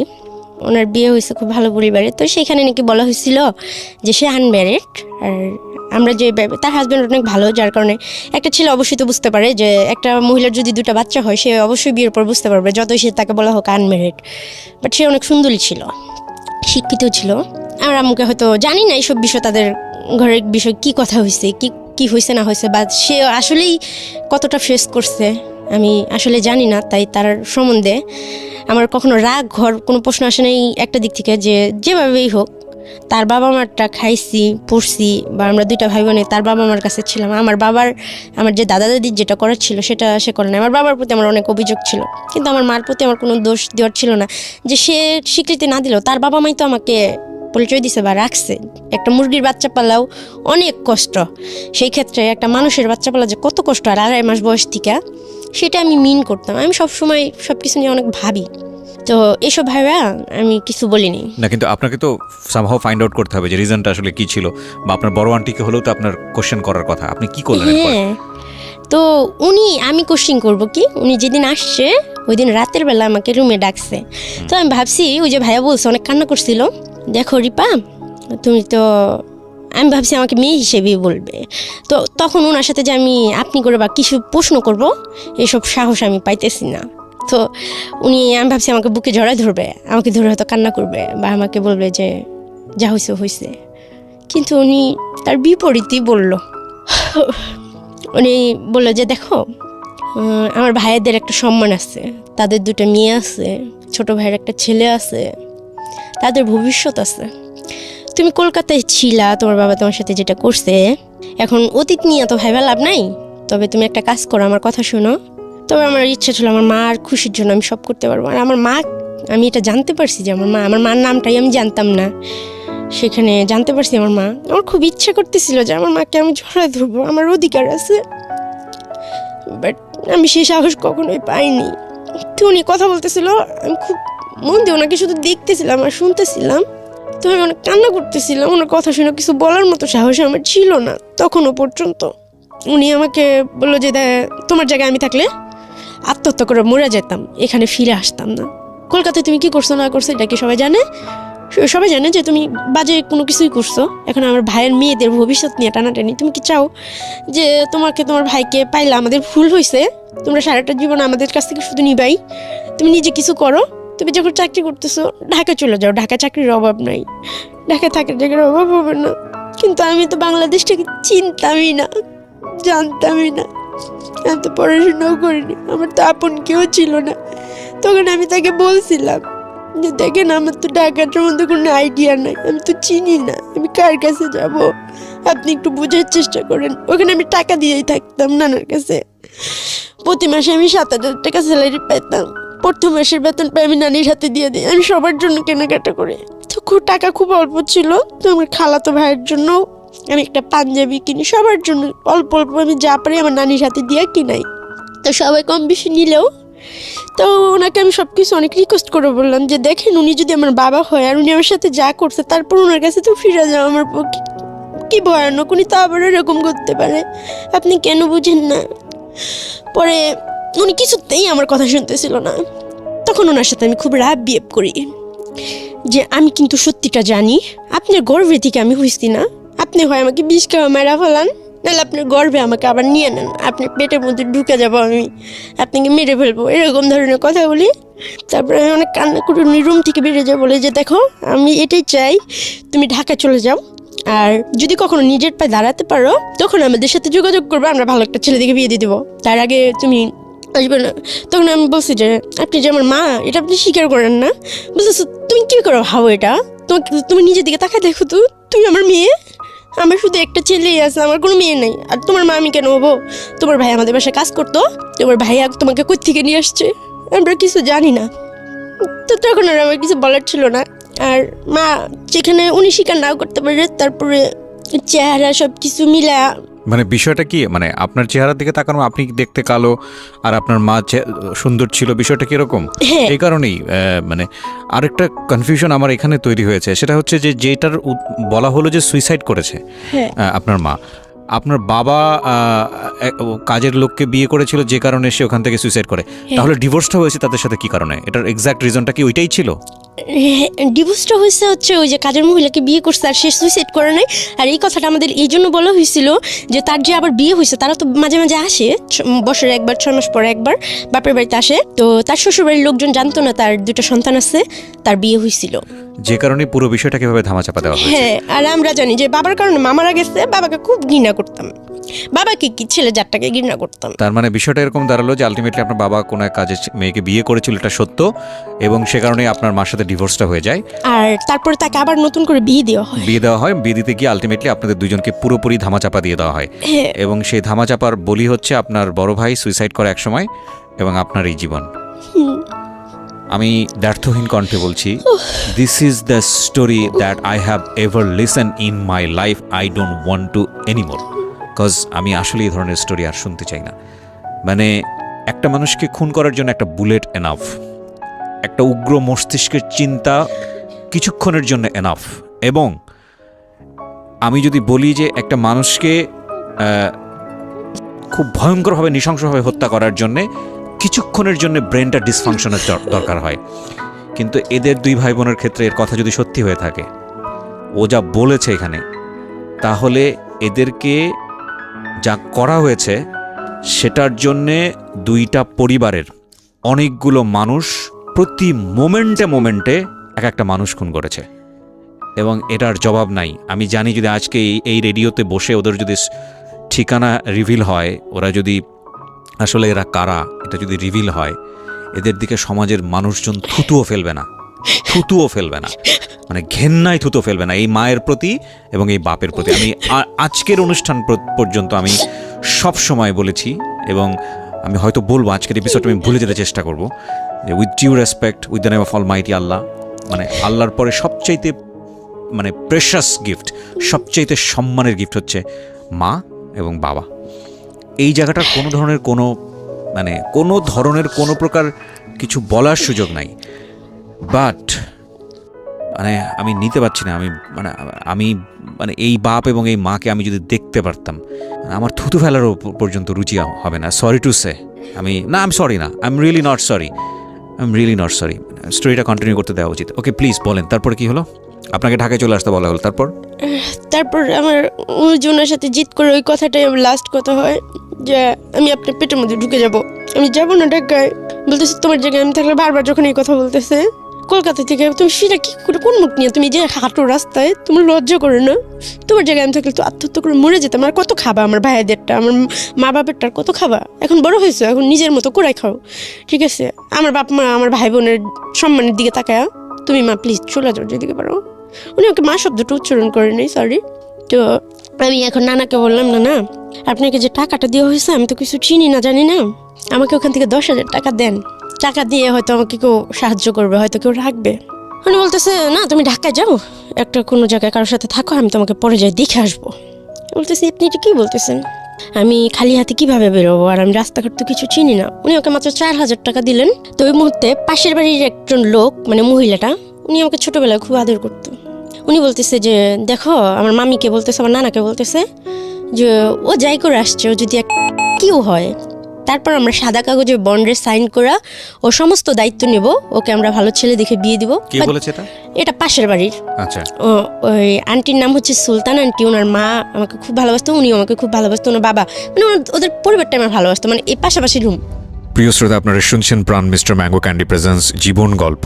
জীবন গল্পের অতিথির গল্পে আবারও ফিরবো, তার আগে আপনাদেরকে মনে করিয়ে দিচ্ছি, সিচুয়েশন যখন খুব কড়া, মন বসে না কোনো কাজে, তখন মন ঠিক করতে মুখ দিতে পারেন কাঁচা আমের স্বাদে Pran mister mango candy, good mood guaranteed. আমরা ফিরে যাচ্ছি আমাদের অতিথির গল্পে। জি। তারপর ওনাকে বললাম যে দেন আমাকে 10,000 টাকা দেন। তো উনি পুরো 45,000 টাকা আমাকে ছুঁড়ে মারে আমার গায়ের উপরে। তখন আমি ভাবতেছি এত বোকা ছিলাম যে টাকার জন্য আমার নানা আমাকে ভালোবাসবে না, আমার নানা আমার সাথে কথা বলবে না, না না না আমি টাকা নিব না, যা হয় হবে। তখন আমি বললাম ঠিক আছে টাকা আপনার কাছে রেখে দেন। তখন নানা কী করলো, আমাকে রাতটা ওখানে থাকতে দেওয়া হলো। নানা আমাকে শাক ভাজি দিয়ে ভাত নিয়ে আসছে। তো আমার নানি সেটা দেখছে, আমি খাইতে চাইনি। তো আমি অনেক বোঝানোর পরে আমার নানা অনেক মায়া করে কথা বলতেছে। আর আমি ছোটোবেলা থেকে একটু ভালোবাসাই চাইছি, দামি পোশাকও চাইনি, ভালো খাবারও চাইনি। অনেক আদর করে বলার পরে মাত্র ভাতের প্লেটে হাতটা রাখছি, আমার নানি এসে ভাতের প্লেটটা ফালাই দিল। কুকুরগুলো ভাতগুলো খেলাম। পরে আমার আন্টি যে ছিল, আমার মার যে বোন, ওনার বিয়ে হয়েছে, ওনার ছেলেই আমাকে বলছে জুনি আমার মা হয়। আর একটা মেয়েও আছে, ওনার ছেলে ম্যাট্রিক পরীক্ষা দিছে আমার সমান বসে, এখন কোন ক্লাসে পড়ে আমি জানি না। আর ওনার মেয়ে আছে, ওনার হাজব্যান্ড উনি অনেক সুন্দর। উনি হাজব্যান্ড আমার সাথে ছোটোবেলা অনেক রাব বিয়ে পড়তো, তখন আমি বুঝতাম না। তো আমি ওনাকে ফোন দিই যে আন্টি এরকম এরকম আমাকে তো বের করে দিছে, আপনার বাসায় থাকে কি আমি চাকরি করতে পারবো? ওনার বাসার ওখানে গার্মেন্টস আছে। বলছে হ্যাঁ তুমি চলে আসো, সমস্যা নেই, তুই চাকরি করবা, টাকা দিবা, থাকবা, খাবার, সমস্যা কি? দরকার হলে আমি আমার বাসায় না থাকতে পারলে আরেক বাসায় ঠিক করে দেবো। যখন আমরা আঙ্কেলকে ফোন দেওয়া হয়, রাত হয়ে যায়, রাত 8-9 বাজে। আঙ্কেল আমাকে বলতেছে, ওনাকে আমি আব্বু বলে ডাকতাম। আমি এই জন্য আব্বু বলে ডাকতাম, উনি যে স্পর্শ আমাকে করতো আমার খুব বাজে লাগতো। তো ওনাকে আমি বাবা বলে ডাকতাম। তো বলতেছে আব্বু আমি কিন্তু আসতেছি। তো উনি বলতেছে দেখো তুমি সব পাইবা, তোমাকে জামা কিনে দিব, ভালো ড্রেস আপ দেবো, সব দিব, কিন্তু তোমার আমার সাথে থাকতে হবে, আমার সাথে ফিজিক্যাল করতে হবে, আমার যখন ইচ্ছা তখন তোমার সাথে ফিজিক্যাল করতে হবে। আমি বলতেছি আমি আপনাকে বাবা বলে ডাকছি, এটা কীভাবে সম্ভব? এর থেকে তো মরে যাওয়াই ভালো।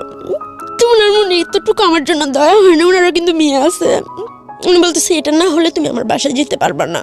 ভাগ্য কত নিষ্ঠুর হয়ে আমার জন্য দাঁড়াইছিল, এতে আমার কোনো দোষ ছিল? তো আমি আন্টিকেও আর কিছু বলতে পারলাম না যে আন্টি আঙ্কেল আমাকে এই কথা বলতেছে, আর ওনাকে আমি বাবা বলে যেখানে ডাকি। তো আমি ওনার রাস্তায় বাসার সামনে যেয়ে ফিরে আসলাম।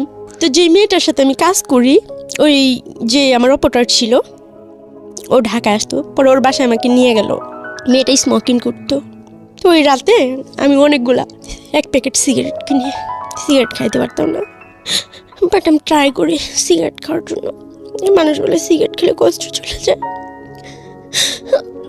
তারপর আম্মুর কথাটা বারবার মনে পড়তেছিল। আম্মু বলতেছিল যে তোমার জায়গায় আমি থাকলে আত্মহত্যা করে ফেলতাম, আমি মরে যেতাম। তো আমিও অনেক ভাবছি যে আল্লাহ আমাকে মৃত্যু দিয়ে দাও। ওই মেয়েটা বলতেছে তুই কান্না করিস না, তোকে আমি সব ঠিক করে দিব, অনেক টাকা পাবে, তুই ঢাকায় নিয়ে যাবো তোকে। এখান থেকে কি করবি? এখানে থাকলে সমস্যা হতে পারে। আমার আম্মু আব্বু এসে ঝামেলা টামেলা বলে সারা রাত বসে সিগারেট জ্বালাইতেই থাকলাম। খাইতে পারতেছি না, মুখে ধোয়াটা নিচ্ছি আর ফালাই দিচ্ছি, আর কান্না করতেছি যে আল্লাহ তুমি আমার প্রতি কি একটু দেওয়া হয় না, আমি এত পাপি। তারপর ওই মেয়েটা নিয়ে আসলো মিরপুরে, আনার পর মেয়েটা আমার সাথে সেম কাজটাই করে যেটা আমার বাবা আজ থেকে 10 বছর আগে করলো। আমি মিরপুরটাকে ফার্স্ট পাড়াতেই আমি চিনতাম না। পরে একটা আবাসিক হোটেলে মেয়েটা আমাকে নিয়ে যায়, বলে যে এখানে স্যাররা থাকে, এখানে একটা লোক তোমাকে গার্মেন্টসে চাকরি দিয়ে দিবে, থাকা খাওয়ার ব্যবস্থা করে দিবে, আমি আসতেছি, তুমি একটু বসো, আমি স্যারের সাথে কথা বলে আসতেছি। মেয়েরা কি করে, ওই যে ম্যানেজার থাকে তার কাছ থেকে 10,000 টাকা নিয়ে আমাকে রেখে চলে যায়। তো ওখান থেকে আমাকে আর বেরোতে দেয় না। পরে একজন সাংবাদিক আসে, ফার্স্ট আমাকে আমার গায়ে টাচ করে, আর ওনার হাতে পাতে অনেক কান্নাকাটি করে। সে একজন সাংবাদিক ছিল। উনি বলতেছে এসব নাটক, তোমাদের মেয়েদের নাটক দেখতে দেখতে আমার ভালো লাগে না, তুমি তো ভালো নাটক করতে পারো। সাংবাদিক আপনি বুঝলেন কিভাবে? ওনার গলায় আইডি কার্ড ছিল, তারপরে ইয়া ছিল, মানে মিডিয়ার যে মাইক্রোফোন, ওই কি থাকে না, বুম, কথা বলে যে, হ্যাঁ মাইক্রোফোন, ওটাও ছিল হাতে। হ্যাঁ ক্যামেরা ছিল, মানে পুরো ফেজের। তারা দেখলে যে মূর্খ মানুষ চিনবে যে তারা সাংবাদিক। উনি আমার সাথে একটা পর্যায়ে ফিজিক্যাল করে, আমার অনেক ব্লিডিং হয়। তারপর উনি আমার কাছে ক্ষমা চায়, আমাকে বলে আসলে আমি বুঝতে পারিনি, তোমার কথাগুলো বিশ্বাস হয় নাই, তুমি আমাকে মাফ করে দাও, বাট তোমাকে আর কেউ কিছু করবে না, আমি যতদিন বাঁচবো তোমাকে দেখবো তোর। তারপরে উনি আমার কথাগুলো শুনে, মানে আগে উনার ইচ্ছা পূরণ করে তারপর উনি আমার কথা শুনে, তখন তো আমার বাচ্চার কোনো ইচ্ছাই থাকে না, যে শেষ পর্যন্ত আমি আমার সতীত্বটাও ধরে রাখতে পারলাম না। আমার জীবন দিয়ে আমি কি করব, কোনো সাইডই তো আমার থাকলো না। আল্লাহর প্রতি সেদিনকেই আমি শুধু কষ্ট পাইছি, এতদিন যে কষ্ট পাইছি আমার কোনো কষ্ট হয় নাই, কিন্তু ওই দিনকে আল্লাহর প্রতি থেকে কেমন যেন আমার বিশ্বাসটা হয়ে গেছে। তারপরও আল্লাহ যা করে ভালোর জন্য করে। তো ম্যানেজার আমাকে অনেক বুঝাইলো যে দেখো যা হয়ে গেছে, তুমি এক কাজ করো, তুমি দেহ ব্যবসা করো, অনেক টাকা পাবা, স্বর্ণের গয়না পড়তে পারবা, দামি জামা পরতে পারবা, মানুষের কাছে টাকা থাকলে মানুষ অনেক ভালোবাসে। কিন্তু পরপুরুষের সাথে থাকা আমার কাছে বিষের মতনই লাগতো, আমি পারি নাই, বা আমার টাকার প্রতি কোনো চাহিদাও ছিল না। কিন্তু ওই মুহূর্তে তো আমার কাছে টাকাও ছিল না, জামা কাপড়ও ছিল না, কিছুই ছিল না। তারপরে উনি আমাকে বাসায় নিয়ে যায় ওই সাংবাদিকটা। একটু মাফ করবেন, একটু পজ দিচ্ছি আমি এখানে, আমার একটা কথা বলা প্রয়োজন। এই যে যারা আজকে রেডিওর এই গল্পটা শুনছেন, আপনাদের সবার প্রতি সম্মান রেখে বলছি, এই যে মাঝে মাঝে দেখেন না যে গাড়িতে করে তুলে নিয়ে যায় 8 জন 10 জন 15 জন 20 জন মেয়েকে, সবার মুখে এরকম করে মেকআপ দেওয়া, হ্যাঁ, মানে এবং কেউ ফেস পরিচয়টা দিতে চায় না। তারপরে আপনারা ওই যে মাঝে মাঝে ফেসবুকে ছবিগুলো ভাইরাল হয়, ভিডিওগুলো ভাইরাল হয়, একটা হোটেলের মধ্যে ঢুকছেন, সেই হোটেলে এরকম কামরার সামনে দাঁড়ায় আছে বা কি একটা অবস্থা, হ্যাঁ, খুবই অসামাজিক একটা অবস্থা। এবং ওই ভিডিওগুলো দিতে পারলেই মোটামুটি পয়সা ইনকাম করা যায়, বিশাল ভাইরাল হয়ে যায়, সবাই দেখতে চায় এরা কারা কারা দেহ ব্যবসা করে। হ্যাঁ, আজকের এই স্টোরিটা একটু মনে রাখেন, এর পরের বার যখন খারাপ ব্যবহার করবেন এদের সাথে, এই যে রিপা নামের যে মেয়েটা গল্পটা বলে যাচ্ছে, থুতু যখন ফেলবেন, যখন একটা স্ল্যাং ওয়ার্ড আছে না, এটা বলে যখন গালি দেবেন, অনেক সময় নিজের বাচ্চা কাচ্চাকে অনেক সময় উল্টাপাল্টা এই ধরনের গালি দেন এদের নাম তুলে, এই গল্পটা একটু মনে রাখেন যে এই মেয়েরা আসলে কারা, কিভাবে এরা এখানে আসে, কিভাবে আসতে এরা বাধ্য হয়। আপনি যদি মানুষ হয়ে থাকেন তাহলে আজকের পর থেকে এদের দিকে আঙ্গুল তোলা বন্ধ করেন, হ্যাঁ। এবং যারা সুবিধাপ্রাপ্ত তাদের অবশ্যই শিষ্টাচার বহির্ভূত আচরণ করা উচিত নয়, অন্তত এদের প্রতি। প্লিজ বলেন রিপা। তারপর ওই মেয়েটা তো 10,000 টাকা নিয়ে গেছে। তো উনি আমার সাথে থাকার পর বলতেছে আমি আমার বউকেও পাই নেই যে ফিজিক্যাল করার সময় এরকম কিছু, ঠিক আছে। তো উনি থাকছে আর কারোর সাথে আমার করে নাই। তো উনি বললো যে তোমার মাসে কয় হাজার টাকা লাগবে, হাত খরচ কী লাগবে, তুমি কি চাকরি করবা? তখন আমি ওনার সাথে কোনো কথাই বলতেছি না জিদ্দের কারণে। আমার মন চাইতেছে ওনাকেই খুন করে ফেলি, বাট আমার কোনো ছিল না। তো সবাই মিলেই আমাকে বুঝায়, ম্যানেজার, ওনার সাথে আরও ওনার 2টি ফ্রেন্ড ছিল, সবাই অনেক বুঝে আমার জন্য ওষুধ নিয়ে আসে, আমাকে খাবার নিয়ে আসে, বলে রিপা দেখো সবাই এরকম মিথ্যা কথা বলে তো, আর সবাই এখানে কান্নাকাটি করে, এই করে সেই করে, আর এই জায়গায় আসে এই জায়গাটা চিনে না, এরকম হইতে পারে বলো? তুমি একটা হোটেলে আসছো, তুমি বলতেছো তুমি এটা চিনোই নাই, এটা কি হয়? তো এর জন্যই তোমার সাথে আরো রাব বিহেভটা করা, ঠিক আছে, নাহলে তোমার সাথে আমি রাব বিহেভ করতাম না, এত হইতো না। বাট তুমি যে মানে করছো তাতে মনে হয়েছে যে তুমি এরকম না, তুমি মনে বাজে মেয়ে, ঠিক আছে। তখন তো আমি ভালো করে চলতেও পারতাম না, এখনও তো পারি না, আমি তো স্মার্ট হয়ে চলতে পারি না। তো বলতেছে যে তোমার সব কিছু দায়িত্ব আমি নিলাম, সমস্যা নেই। পরে উনি আমাকে 10 নম্বর ম্যাপটেক্স একটা গার্মেন্টসে ঢুকাই দিল, ওখানে আমার 6,500 টাকা স্যালারি ধরলো। ওনার ভাইয়ের মেয়ের সাথে উনি আমাকে রাখলো। তো ওনার বউ বাচ্চা আছে, যার কারণে ওনার নামটা আমি বলতেছি না। না ঠিক আছে, আমরা নিজেরাও চাই না ওনার পরিচয়টা রিভিল হোক, ঠিক আছে বলেন। তো তারপর আমি চাকরি করতে থাকলাম। তারপরে চাকরি করতে করতে হঠাৎ একদিন আমি অসুস্থ হয়ে যাই, আমার গায়ে বসন্ত উঠে, অনেক জ্বর হয় আমার। তখন ওনারা আমার গার্জিয়ানকে খুঁজে যে তুমি যদি হঠাৎ করে মারা যাও তখন তোমার দায়ী ভারটা কে নিবে, বা তুমি কোথায় থাকো, তোমার গার্জিয়ানকে কেউ আসেও না, তুমিও ঈদ আসে বেড়াইতে টেড়াইতে যাও না, তুমি কোত্থেকে আসছো বা কি, এইভাবে তো আমরা তোমার রিস্ক নিয়ে তোমাকে রাখতে পারি না, তুমি সামনের মাসে অন্য কোনো জায়গায় থাকার জন্য ব্যবস্থা করো। তখন ওই ভাইয়াটা বলতেছে যে ওর সব রিস্ক আমার। হঠাৎ করে একদিন ওনার একটা ফ্রেন্ডকে আনে, উনি ওনার ব্যবসায়ী, তো বলে তার সাথে আমার ফিজিক্যাল করতে হবে, আমি সেটা কোনোভাবে রাজি ছিলাম না। তো সেই দিন আমি খুব সিনকেট করি, খুব এক পর্যায়ে লোকটাকে আমি মারি। মারার পরে তো বাইরের কিছু খারাপ ছেলে পেলে আসে, নেশা টেশা করে, এরকম কিছু ছেলেকে ডাকা হয় আমার সাথে যেন থাকা হয় বা আমার ছবি টবি তুলে এসে করার জন্য আর কি। তো আমি অনেক চিল্লাফাল্লা করতেছি, অনেক কান্নাকাটি করতেছি। তো তাদের মাঝখানে একটা ছেলে, সে হচ্ছে ওই হোটেল মালিকের ছোট ভাই। তো উনি আমাকে এসে জিজ্ঞেস করে, আপনি কান্না করতেছেন কেন, আপনি চিল্লাচিল্লি করেন কেন, সমস্যা কি আপনার? পরে আমি ওনাকে সব কিছু বলি, উনি আমার কথাগুলো শুনে আমি চিৎকার করে কান্না করি আর সব কথাগুলো বলি যে আমি চাকরি করতেছি, উনি আমার সাথে এরকম করছে, এখন ওনার বন্ধুর সাথে আমার থাকতে হবে, তাহলে আমি যদি এরকম নিজেকে নিজে করি তাহলে আমার চাকরি করার দরকার কি, তাহলে তো আমি করাই থাকতে পারি। তো উনি বলল যে আপনারা মেয়েরা খুব ড্রামা করতে পারেন, এই ড্রামাগুলো দেখতে দেখতে আমরা অভ্যস্ত হয়ে গেছি ভাই, আর ভালো লাগে না, নতুন কিছু আছে। তো আমি বলতেছি আপনার কাছে ড্রামা মনে হইতেছে, আপনি নেটে সার্চ দিয়ে দেখেন আমি কোত্থেকে আসছি, কীভাবে আসছি, আপনি তো শিক্ষিত মানুষ, আপনি একটু যাচাই করেন। আর আমি আজকে এখানে মরে যাব, কিন্তু কারোর সাথে আমি কোনোভাবে ফিজিক্যাল রিলেশন করব না, হয় আমি বাঁচবো নয় আমি মরে যাব, তবে আমি এইভাবে বাঁচবো না। তখন বলতেছে দেখেন আপনার মরতে টরতে কিছুই করতে হবে না, এখন আমি বুঝতে পারছি, আপনার সব কিছু আমি দেখবো। তো ছেলেটার উপরে সবাই রেগে যায়, আর ও মালিকের ছোটো ভাই ছিল যেহেতু, ওকে সবাই খুব মানে করতো, বাট ছেলেটা নেশা করতো আর খুব খারাপই ছিল, তবে আমার সাথে কোনো খারাপ ব্যবহার করে নাই। প্রিয় শ্রোতা, আপনারা শুনছেন প্রাণ মিস্টার ম্যাঙ্গো ক্যান্ডি প্রেজেন্স জীবন গল্প। জীবন গল্পের অতিথির গল্পে আবারও ফিরবো, তার আগে আপনাদেরকে মনে করিয়ে দিচ্ছি, সিচুয়েশন যখন খুব কড়া, মন বসে না কোনো কাজে, তখন মন ঠিক করতে মুখ দিতে পারেন কাঁচা আমের স্বাদে Pran mister mango candy, good mood guaranteed. আমরা ফিরে যাচ্ছি আমাদের অতিথির গল্পে। জি। তো ওখান থেকে ছেলেটা আমাকে ওর এক ফ্রেন্ডের বাসায় নিয়ে যায়। পরে ওর বাসায় ওর বউর সাথে আমার থাকা হয়। তো 1 মাসের মতো আমি চাকরি বাকরি কিছু করি না। তো ছেলেটা আমাকে রাখে, প্রতি মাসে 3,500 টাকা থাকা খাওয়াই দেয়, 1,000 টাকা আমার হাত খরচের জন্য দেয়। কিন্তু ওকে ভালো লাগার কারণ যে ও কখনো আমাকে স্পর্শ করে নাই বা বলে নাই যে আমার সাথে ফিজিক্যাল করতে হবে। আমি ওকে বারবার জিজ্ঞেস করতাম যে আপনি কোন স্বার্থে এগুলো করতেছেন, আপনি কি আমাকে বেচে দিবেন?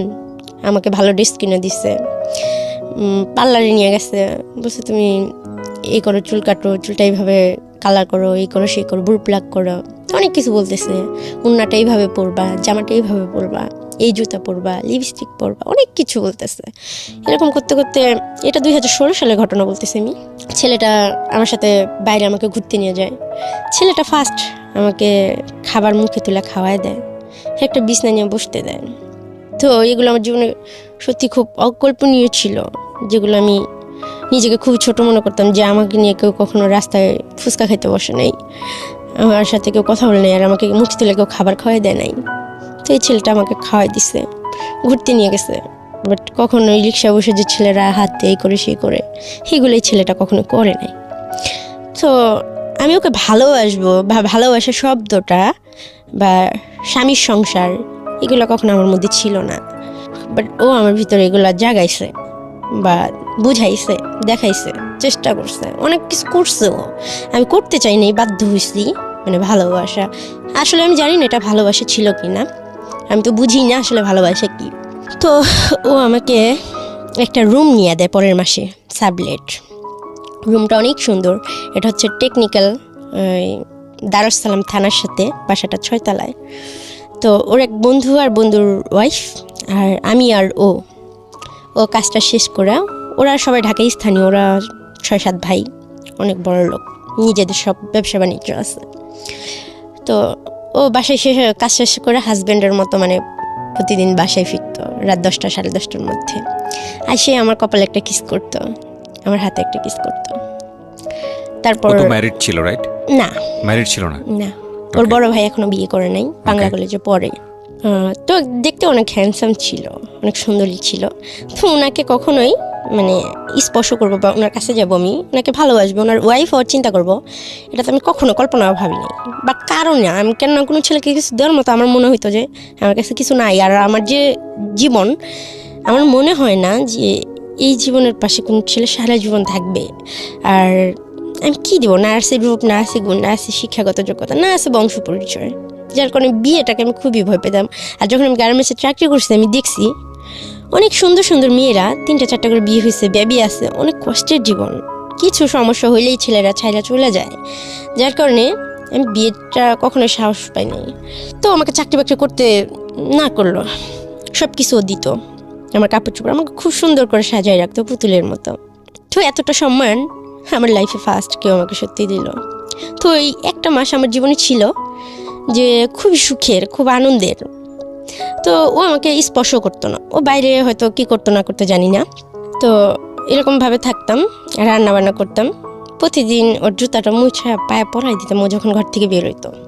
ওর বন্ধুরা আফসোস করতো যে এরকম একটা মেয়ে যদি আমি পাইতাম, ওকে আমি বিয়ে করতাম, সারাটা জীবন আমার কাছে রাখতাম। আজকালকার মেয়েরা জুতো পরাই দেবো পায়ে, মানে এরকম ধরনের কথা বলতো। বন্ধু তুই অনেক ভাগ্যবান রে, মেয়েটা তোকে খুব ভালোবাসে। আমি আসলে ওকে ভালোবাসে না, ওকে শ্রদ্ধা করে এই জিনিসটা করতাম, ভালোবাসাটা আমার মধ্যে কখনো ছিল না। তখন ও আমাকে একদিন বলতেছি, লিপা তুমি কি আমাকে বিয়ে করবা? হ্যাঁ বলতেছি, দেখেন আপনারা এরকম মজা টজা করেন, ঠিক আছে, হ্যাঁ আমাদের মতো মেয়েকে নিয়ে বিয়ে করবেন, আর আমার লাইফটা তো আপনি সবই জানেন। হ্যাঁ আমি ভাই বিয়ে করবো না, আর আপনার সাথে আমি এইভাবে থাকবো না। আমি নিজের পায়ে নিজে দাঁড়াইতে চাই, আমি কিছু করতে চাই, আমার নিজের একটা পরিচয় বানাইতে চাই। তখন বলতেছে, দেখো তোমার কি আমাকে অবিশ্বাস হয়, আমাকে মনে হয় যে খারাপ ছেলে আমি। পরে বলতেছি, এত আদর যত্ন করে আপনি যদি আমার 2 মাস পর বিক্রি করে দেবেন না, তার তো কোনো গ্যারান্টি নাই। পরে বলতেছে, আসলে বিশ্বাস জিনিসটা তোমার ভিতরে মরেই গেছে। তখন ছেলেটা আমাকে প্রতিদিন রাতে একটা করে ছুরা শিখাইতো, আমি নামাজ রোজা পড়তে পারতাম না, তো খুব ভালোবাসতাম। ফজরের নামাজ পড়াইতো, তাহাজ্জুদের নামাজ পড়াইতো, 5 ওয়াক্ত আমাকে নামাজ পড়াইতো ছেলেটা। আল্লাহ তাআলার প্রতি অনেক কথা বলতো, অনেক ধার্মিক টাইপের ছেলে ছিল। বাট সে নেশা করতো, সিগারেট খাইতো, এই করতো সে করতো। আমি প্রচুর সিগারেট খাইতাম, এখনও খাই আমি। তো এরকম করতো। পর ছেলেটার 1-2 মাস, প্রায় 1 বছর হয়ে গেল, 2017 সাল পর্যন্ত আমরা একইভাবে একই ছাদের নিচে ছিলাম। পরে আস্তে আস্তে ওর সাথে আমার ফিজিক্যাল রিলেশন হয়, ও আমাকে খুব আদর করতো। তো ও বলে যে তোমাকে আমি একটা বেবি দেবো, তবে রিপা একটা শর্ত হচ্ছে যে আমি ফ্যামিলিকে একটা বিয়ে করব, তুমি আমার বউ হয়ে সারা জীবন ঢাকায় থাকবা, তোমাকে আলাদা আমি একটা বাড়ি করে দেবো, আর তোমাকে একটা বেবি দিয়ে দেবো, আর একটা পার্লার দিয়ে দেবো, বিউটি পার্লার। আর তোমাকে আমার ফ্যামিলিতে নিতে পারবো না, তুমি যদি একটা ভিক্ষুকের মেয়েও হইতাম, আমার মার কাছে নিয়ে আমি তোমাকে রেখে দিতাম, বলতাম যে একটা ভিক্ষুকের মেয়ে। আর আমার হোটেলেই তোমার সাথে যে ঘটনাটা ঘটছে সেটা আমার ফ্যামিলির, আমার বড় ভাই, কোনো ভাই বলে মানিয়ে নেবো না যে এমন একটা মেয়ে আমার লাইফ পার্টনার হবে। তো সেটা বোঝার মতোই যে হ্যাঁ সত্যি। তো ছেলেটা আমার জন্য এত কিছু করতো, বা কখনো আমার টর্চার করতো না, কখনো মানসিকভাবে আমার খুশিটা দেখার চেষ্টা করতো। তাই আমি ওকে আস্তে আস্তে হয়তো বিশ্বাস করি, ভাবি যে ছেলেটা হয়তো আমার পাশে থাকবে। এরকম করতে করতে 2017 সাল পর্যন্ত আমরা একসাথে থাকি। অনেকই ভালোবাসি ছেলেটা। তো প্রত্যেকটা মেয়েকে ছেলেরা গোলাপ ফুল দেয়, তো আমার জীবনেও খুবই ছিল যে আমাকে যদি সত্যি কেউ ভালোবাসে আমাকে একটা গোলাপ ফুল দিবে। আমাকে যদি কেউ দিত, আমি এতটাই খারাপ দেখতে, আমাকে কোনো ছেলে গোলাপ ফুল দিল না, আমার খুব দুঃখ ছিল। তো একদিন পয়লা বৈশাখের দিন ও হঠাৎ করেই এক ছোটো কানের দুল নিয়ে আসছে আর একটা গোলাপ ফুল নিয়ে আসছে। আয়শা ও অন্যদিকে হাসতেছে আর ফুলটা আমাকে দিছে। মনে হয় যে পৃথিবীর সবচেয়ে সুখের দিন ছিল এটা আমার, যে আমাকে ফার্স্ট কেউ ফুল দিছে। তো আমি খুব খুশি ছিলাম, আমি ভাবছিলাম সত্যি ও আমাকে বউ হিসাবে হয়তোই করতেছে, বা আমি হয়তো ওর বউ হয়ে থাকতে পারবো সারা জীবন, বা সারা জীবন ও হয়তো আমাকে দেখবে। কিন্তু সেটা কল্পনাই ছিল আমার, আর কিছু না। তো এরকম করতে হঠাৎ করে আমার পেটে বেবি চলে আসে। তো আমি বলি আমি বেবিটা নষ্ট করবো না। ও বলে, দেখো রিপা, এখন তো বেবি নেওয়ার সময় হয় নাই, বেবিটা তুমি নষ্ট করে দাও। কিছুতে আমি কথাটা শুনি না। তারপরে বেবিটা নষ্ট করে দেওয়া হয় ওষুধ খাওয়া। তো আমার অনেক ব্লিডিং হয়, আবার আমার জ্বর টর আসে। তো আমার ফ্যামিলিকে খোঁজার চেষ্টা করে, বলে তোমার ফ্যামিলির সাথে যেভাবেই হোক আমি তোমার দেখি ফ্যামিলির সাথে অ্যাডজাস্ট করা দিতে পারি কিনা, তুমি আমার কথা শুনবা কিনা। তো একটা ছেলে আমার জন্য এত কিছু করতেছে, আজকে সেই 2015 সাল থেকে 16-17 পার হয়ে গেল, এত কিছু করতেছে, ছেলের কথাটা শোনা উচিত। তাছাড়া আমার ফ্যামিলিকে আমি অনেক মিস করি, ভালোবাসি, চাই তাদেরকে পেতে আমি। তো আমি আমার নানার বাড়িতে, ও আমাকে অনেকগুলো টাকা দিল, 8,000 টাকা দিল, অনেকগুলো কেনাকাটা কইরা আমি বাড়িতে গেলাম মামার বাড়িতে। যা বললাম যে আমার বিয়ে হয়েছে, খুব বড় লোক ছেলে। তখন আমাকে সবাই অনেক আদর করলো। বিয়েটা তখন আমার হয় নাই। তো মিথ্যা বলে আমি দেখি যে আমি সবার কাছ থেকে অনেক ভালোবাসা পাইলাম, কিন্তু আমার খুব কান্না পাচ্ছিল যে আজকে শুনছে যে আমার হাজব্যান্ড অনেক বড় লোক, বা আমার কাছে এখন টাকা আছে, আমি ভালো একটা জামা পরে আসছি, ভালো একটা জুতা পরে আসছি, এর জন্য আমার যে মামিরা কখনো মানে আমার দিকে তাকাতো না, তারা বেডে আমাকে বসতে দিছে। আমি তো অবাক, কিন্তু ওই বেডে আর আমি বসি নাই। আর নানি আমার জন্য খাবার নিয়ে আসছে, কিন্তু আমার সেই দিনের কথা মনে পড়ে গেছে যে লাস্ট যেদিন আমি বের হই আমার খাবারটা আমার নানি নিয়ে ফালাই দিছিল। বাট সেদিনকে আমার নানি আমার জন্য মাংস দিয়ে ভাত নিয়ে এসে বলতেছে আমি তোমাকে খাওয়াই দিই মা। নানি মানে অনেক আদর করে বলতেছে। বাট আমি বললাম যে না, আমি রোজা রাখছি, আমি খাবো না। তো আসলে আমি রোজা রাখিনি, আমি ঠিকই বাসা থেকে ভাত খেয়ে গেছি। আসলে ওই খাবারটা খাওয়ার আমার কোনো ইচ্ছেই ছিল না। তো মিথ্যা কথা বলি আমি, আর ওনাদের খুব দেখতে ইচ্ছা করতেছিল, এর জন্য যাই। তো সব কিছুর পরে আমি এক জায়গায় বসি আর নানিকে জিজ্ঞেস করি যে নানি তুমি আমাকে একটা সত্যি কথা বলবা, আমার খুব কষ্ট যে আমি কে বা আমার ভাই কে ছিল, আমরা কোত্থেকে আসলাম। তো উনি বলতেছে দেখো তোমার বাবা খুব খারাপ ছিল, তো এর জন্য তোমার মাকে আবার বিয়ে দেওয়া হয়েছে, সেই অনেক কথা বললো। তো ওইটাই তোমার মা, আমার মেয়ে সুখের দিকে তাকায় হয়তো আমাদের সামর্থ্য হয় নাই, যার কারণে তোমাকে ওইভাবে মানুষ করতে পারিনি। ঠিক আছে, দেখো আল্লাহ তো তোমাকে অনেক সুখে রাখছে, কিন্তু আমি তো জানি যে আল্লাহ আমাকে কত সুখে রাখছে, কি সুখে রাখছে, কেন সুখে রাখছে। এরকম করে আমি ওই দিনকে ওখান থেকে চলে আসলাম। ওনাকে 2000 টাকা দিলাম, নানাকে 1000 টাকা দিলাম, দিয়ে চলে আসলাম। আমি বললাম দেখো আমি তোমাদের কাছে চিঠি চাই না, আমার বড় আন্টির একটা ছবি আমাকে নিয়ে দিবা, আমি ছবিটা বাঁধা রাখবো, মাকে তো দেখতে পারবো না। কিন্তু কেন পারবা না, তোমার বিয়ে হয়েছে না, তোমার হাজব্যান্ডের অনেক টাকা আছে না, এখন তোমার মা তোমার সাথে অবশ্যই কথা বলবে। তখন আমি বললাম যে কত টাকা দিলে মা আমার সাথে কথা বলবে, স্বীকার করবে। পরে বলতেছে আগে নিজের পায়ে দাঁড়াও, তোমার হাজব্যান্ডের কত টাকা আছে, কি আছে, তোমার হাজব্যান্ড কি করে, সেই শুধু টাকার বিষয় নিয়ে জিজ্ঞেস করতেছে। তার কাছে টাকাটাই যেন সব কিছু। কে এটা? আমার নানি। ওকে। তো বলতেছে তুমি যে কোনো সময় জামাইকে নিয়ে, আমার মামি বলতেছে রিপা তোমার জামাইকে নিয়ে আসবো না, আমার ছেলেকে নিয়ে আসবো না। তখন আমি সত্যি খুব মানে আমি কখনো ইতিহাস, আমি অনেক গল্প বই পড়তাম, আমি অনেক গল্প শুনতাম ম্যাডামদের কাছ থেকে এতিমখানায়, কখনো আমি এরকম কোনো গল্প শুনিনি, এরকম কোনো জীবন দেখিনি। প্রত্যেকটা মানুষের জীবন আল্লাহ তাআলা ভালো খারাপের মাঝখানে কিছু কিছু দেয়, আমাকে আল্লাহ কি দিছে আমি খুঁজে পাইনি। আল্লাহ।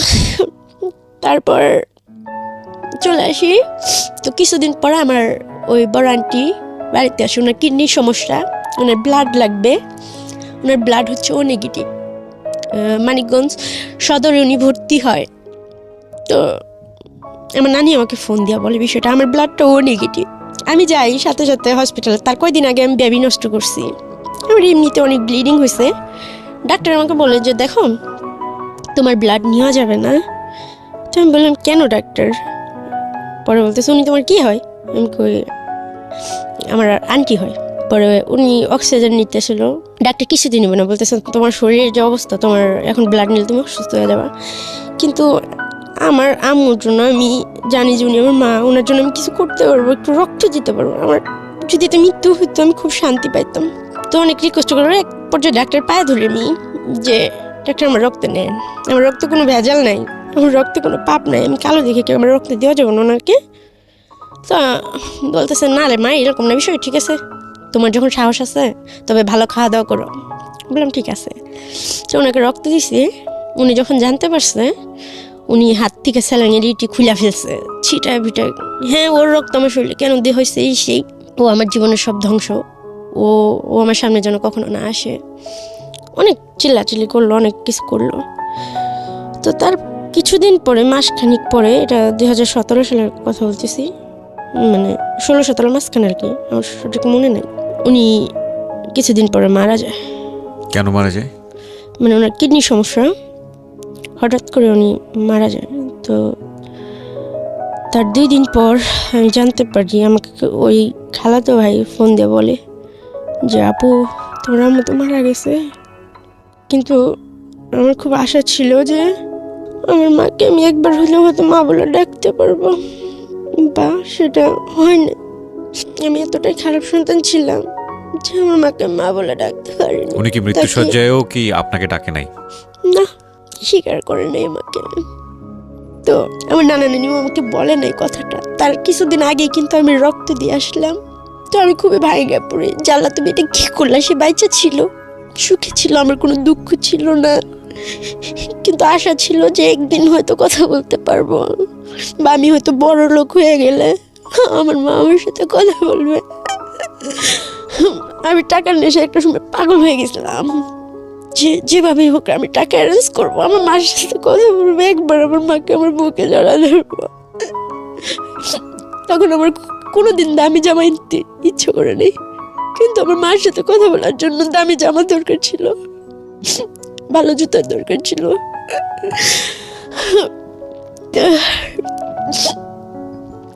সেটা ওর কাছে ছিল না। তো জানি না সে কেন এমন করছে, আল্লাহ তাকে ভেস্তে নসিব করুক। এখন আমার মার জন্য আমি অনেক দোয়া করি। আমার মাকে আমি দেখি না, জানি না, তারপর খুব ভালোবাসতাম। মা শব্দটাকে আমি খুব ভালোবাসতাম। সবার মাকে আমি খুব সম্মান করি। আমি কিন্তু মার কাছ থেকে কিছু পাইনি। তারপর আমি বলি সবাইদেরকে, মা যতই খারাপ হোক, তারপর মাকে কখনো কষ্ট দেওয়া আমার মনে হয় উচিত না। আমার গর্ভে যখন 2 মাসের একটা বেবি আসছিল, 2 মাসের যন্ত্রণায় আমি বুঝছি যে মা হওয়া কতটা কষ্টকর। তো আমার মার প্রতি আমার কখনো রাগ হয় নাই, কখনো আমি অভিমান করিনি। বাবার প্রতি অনেক কিছু হয়েছে, ছেলেদের প্রতি অনেক কিছু হয়েছে, কিন্তু মার প্রতি কখনোই হয় নাই। কিন্তু আমার মাকে আমি পাই নাই। আল্লাহ যেন এরকম আর কারোর সাথে না করে, মা ছাড়া কোনো সন্তান যেন দুনিয়া না রাখে। আমি হয়তো বাইচাচ্ছি, আবার জানি না আমার জায়গায় অন্য কেউ থাকলে কি করতো, কিভাবে নিঃশ্বাস নিত। আমার নিঃশ্বাস নিতে খুব কষ্ট হয়। আমার পৃথিবীটা খুবই একার। ঈদে যখন সবাই দেশে যায়, আমি একা একটা রুমে থাকি, পুরো বিল্ডিংটাই ফাঁকা হয়ে যায়। ওই ছেলেটা ও দেশে চলে যায়, আমি একা একা থাকি। আমি ঘুমের ওষুধ খাই, দিনগুলা কাটাই, হয়তো 6-7 দিন পরে আসে। এরকম করতে করতে এই ছেলেটা বলে, আমি তোমাকে কোনো দিন ছেড়ে যাবো না রিপা, তুমি টেনশন করো না। আমি বলছি না, সবাই আমাকে ছেড়ে চলে যাবে, তুমি আমাকে মিথ্যেও আশা দিও না, আমাকে কখনো মিথ্যে বলো না। তোমার যদি অন্য কোনো মেয়ে পছন্দ হয় তুমি আমাকে বলো, আমি নির্দ্বিধায় তোমাকে ছেড়ে দেবো। ও আমার মার মৃত্যুর কথাটা শুনে ও আমাকে অনেক সান্ত্বনা দেয়, আমার পাশে থাকে, আমাকে অনেক ভালোবাসে। তখন ওই যে ওই লোকটা, যে লোকটা আমাকে বিক্রি করে দিচ্ছিল, ওই লোকটার সাথে হঠাৎ একদিন রাস্তায় আমার দেখা হয়। সেটা হলো মিরপুর 11.5 নম্বর রূপনগর আবাসিক এলাকায়। দেখা হওয়ার সাথে সাথে আমি খুব ভাবের সাথে হাইটা চলে যাওয়ার চেষ্টা করি, কিন্তু আমি আশায় থাকি যে উনি বোধহয় আমাকে পিছন থেকে ডাকবে, বাট উনি আমাকে ডাকে না। তখন আমি নিজে থেকে আবার পিছের দিকে ঘুরে ওনার কাছে যাই। আমি কিন্তু সেই মুহূর্তে জানি যে উনি আমার বাবা। যাওয়ার পরে ওনাকে আমি জিজ্ঞেস করি, আপনি আমার সাথে এরকম কিছু করছেন, ঠিক আছে, আমি আপনার কোনো কিছু বলবো না, কিন্তু একটা সত্যি কথা বলবেন, মানে কোনো বাবাকে এরকম করতে পারে? তখন লোকটা কান্না করে দিয়ে বলতেছে যে দেখো, কোনো বাবা এরকম করতে পারে কিনা জানি না, তবে আমি তো তোমার বাবাই না। তারপর বললো যে তোমার যে আঙ্কেল ছিল, তোমার যে নানা ছিল, তোমাকে আমার কাছে দিয়ে আমার কাছ থেকে 15,000 টাকা নিয়ে গেছিল। এটা আজ থেকে 10 বছর আগের কথা। আমার কোনো কিছু করার ছিল না, আর আমি জুয়াটা খেলতাম, আমাকে তুমি মাফ করে দিও। আমি বুঝিনি, একটু থামাচ্ছি। হ্যাঁ রিপা, আমি কনফিউজ হয়ে যাচ্ছি। কে দিয়ে গেছে ওনাকে? আমার আঙ্কেল আর আমার নানা। আঙ্কেল বলতে? মানে ওই আঙ্কেলটার কথা বলতেছি, ওই যে আমার ওই আন্টির হাজবেন্ড, আমার বড় আন্টির হাজবেন্ড, ছোট আন্টির হাজবেন্ড, ছোট আন্টির হাজবেন্ড এবং আমার নানা, এই দুজনে মিলে এই লোকের কাছে দিয়ে গেছে। অবশ্যই তারাই দিয়ে গেছিল যে এটাই তোমার বাবা, আজ থেকে তুমি তোমার বাবার কাছে থাকবা। বাট এখানে যে টাকার বিষয়টা হয়েছে সেটা আমি জানতাম না। সে ওই যে প্রথমবার দিয়ে গেল তোমাকে, মানে বিক্রি করে দেওয়ার আগ মুহূর্ত পর্যন্ত। তার মানে সে তোমার বাবা ছিল না, এবং ওই বিক্রিটা আলটিমেটলি ওনার কাছে করেছিল। তাহলে আলটিমেটলি বাবাকে জানি না, আজও জানি না। প্রিয় শ্রোতা, আপনারা শুনছেন প্রাণ মিস্টার ম্যাঙ্গো ক্যান্ডি প্রেজেন্স জীবন গল্প। জীবন গল্পের অতিথির গল্পে আবারও ফিরবো, তার আগে আপনাদেরকে মনে করিয়ে দিচ্ছি, সিচুয়েশন যখন খুব কড়া, মন বসে না কোনো কাজে, তখন মন ঠিক করতে মুখ দিতে পারেন কাঁচা আমের স্বাদে Pran mister mango candy, good mood guaranteed. আমরা ফিরে যাচ্ছি আমাদের অতিথির গল্পে। জি। তারপর উনি আমাকে যখন এই কথা বললো, আমি বলতেছি এটা কি বলতেছেন আপনি? তোমার মা বলতে পারবে তোমার বাবাকে, আর এখানে আমার তো কোনো দোষ ছিল না। তুমি তোমার নানা নানির যা জিজ্ঞেস করো যে তারা নিছিল কেন টাকাটা, ঠিক আছে?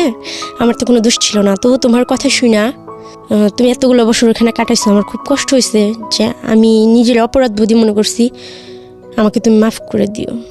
তখন কথাটা বললো, উনি আমার মাথায় হাত দিয়ে বললো, মা তুমি একদিন অনেক সুখী হবা, বলে চলে গেল। তো আমার ভাই আপনার কাছে মানে আপনার গল্পগুলো তো আমি শুনি, আমার বিশ্বাস করেন মানে এই কথাগুলো তো কাউকে বলা যায় না, আর আমাকে দেখলে কেউ বিশ্বাস করে না। আমাকে কেউ যখন জিজ্ঞেস করে তোমার কি আছে, আমি বলতে পারি না যে আমার কেউ আছে। আর তখন অনেক অনেক ধরনের কথা বলে যে সবাই আছে। একদিন একটা জায়গায় অফিসে জব নিতে গেছি, বলতেছে যে তোমার ফ্যামিলি থেকে কে আছে, আমি বলতেছি কেউ নাই। তখন বলতেছে নিশ্চয় কোনো খারাপ কাজের সাথে যুক্ত হয়েছে, ফ্যামিলি ফালাই দিচ্ছে। তখন আমি কিছু বলতে পারি। তারপরে আমার কাছে কোনো কাগজপত্র ছিল না, আর আমি 2015 সালে ভোটার হওয়ার পরে যখন বাংলাদেশে আসি, আমার নানা আমাকে ভোটার বানায় দিতেও রাজি হয় না। ওনাকে আমি টাকা সাথী যে আমার ভোটার আইডি কাগজটা খুব দরকার, জন্ম নিবন্ধনের কাগজটা খুব দরকার, চাকরি বাকরির জন্য উনি দেওয়ার জন্য রাজি হয় না। তো আমি এই কথাগুলো রানাকে বলি যে রানা এরকম ওনার সাথে আমি দেখা হয়েছিল, কি বলছে উনি আমার বাবাই না। বলতেছে দেখো তোমার রোজের টাকা তুমি ভুলা যাও, যা হওয়ার হয়েছে, আমি তো আছি তোমার পাশে। এরকম করতে করতে লাস্ট পর্যায়ে যেটা হয়, প্রতিদিনই বাসায় আসে, খাবার খরচ সবই দেয়, কোনো রকম দিন যায়। ও আমাকে বলে রিপা পার্লারের কাজটা শিখো। ওকে বলতেছি যে তুমি ওকে যদি ভালোই বাসো তাহলে আমার কোনো কাবির নামার টাকা চাই না, বাট তুমি আমাকে একটা সত্যি সত্যি স্বীকৃতি দাও। এই নাজায়েজ সম্পর্কটা মানে একটা ভেবে আমি নষ্ট করলাম, মানে এই সম্পর্কটা রাখার কি মানে আছে।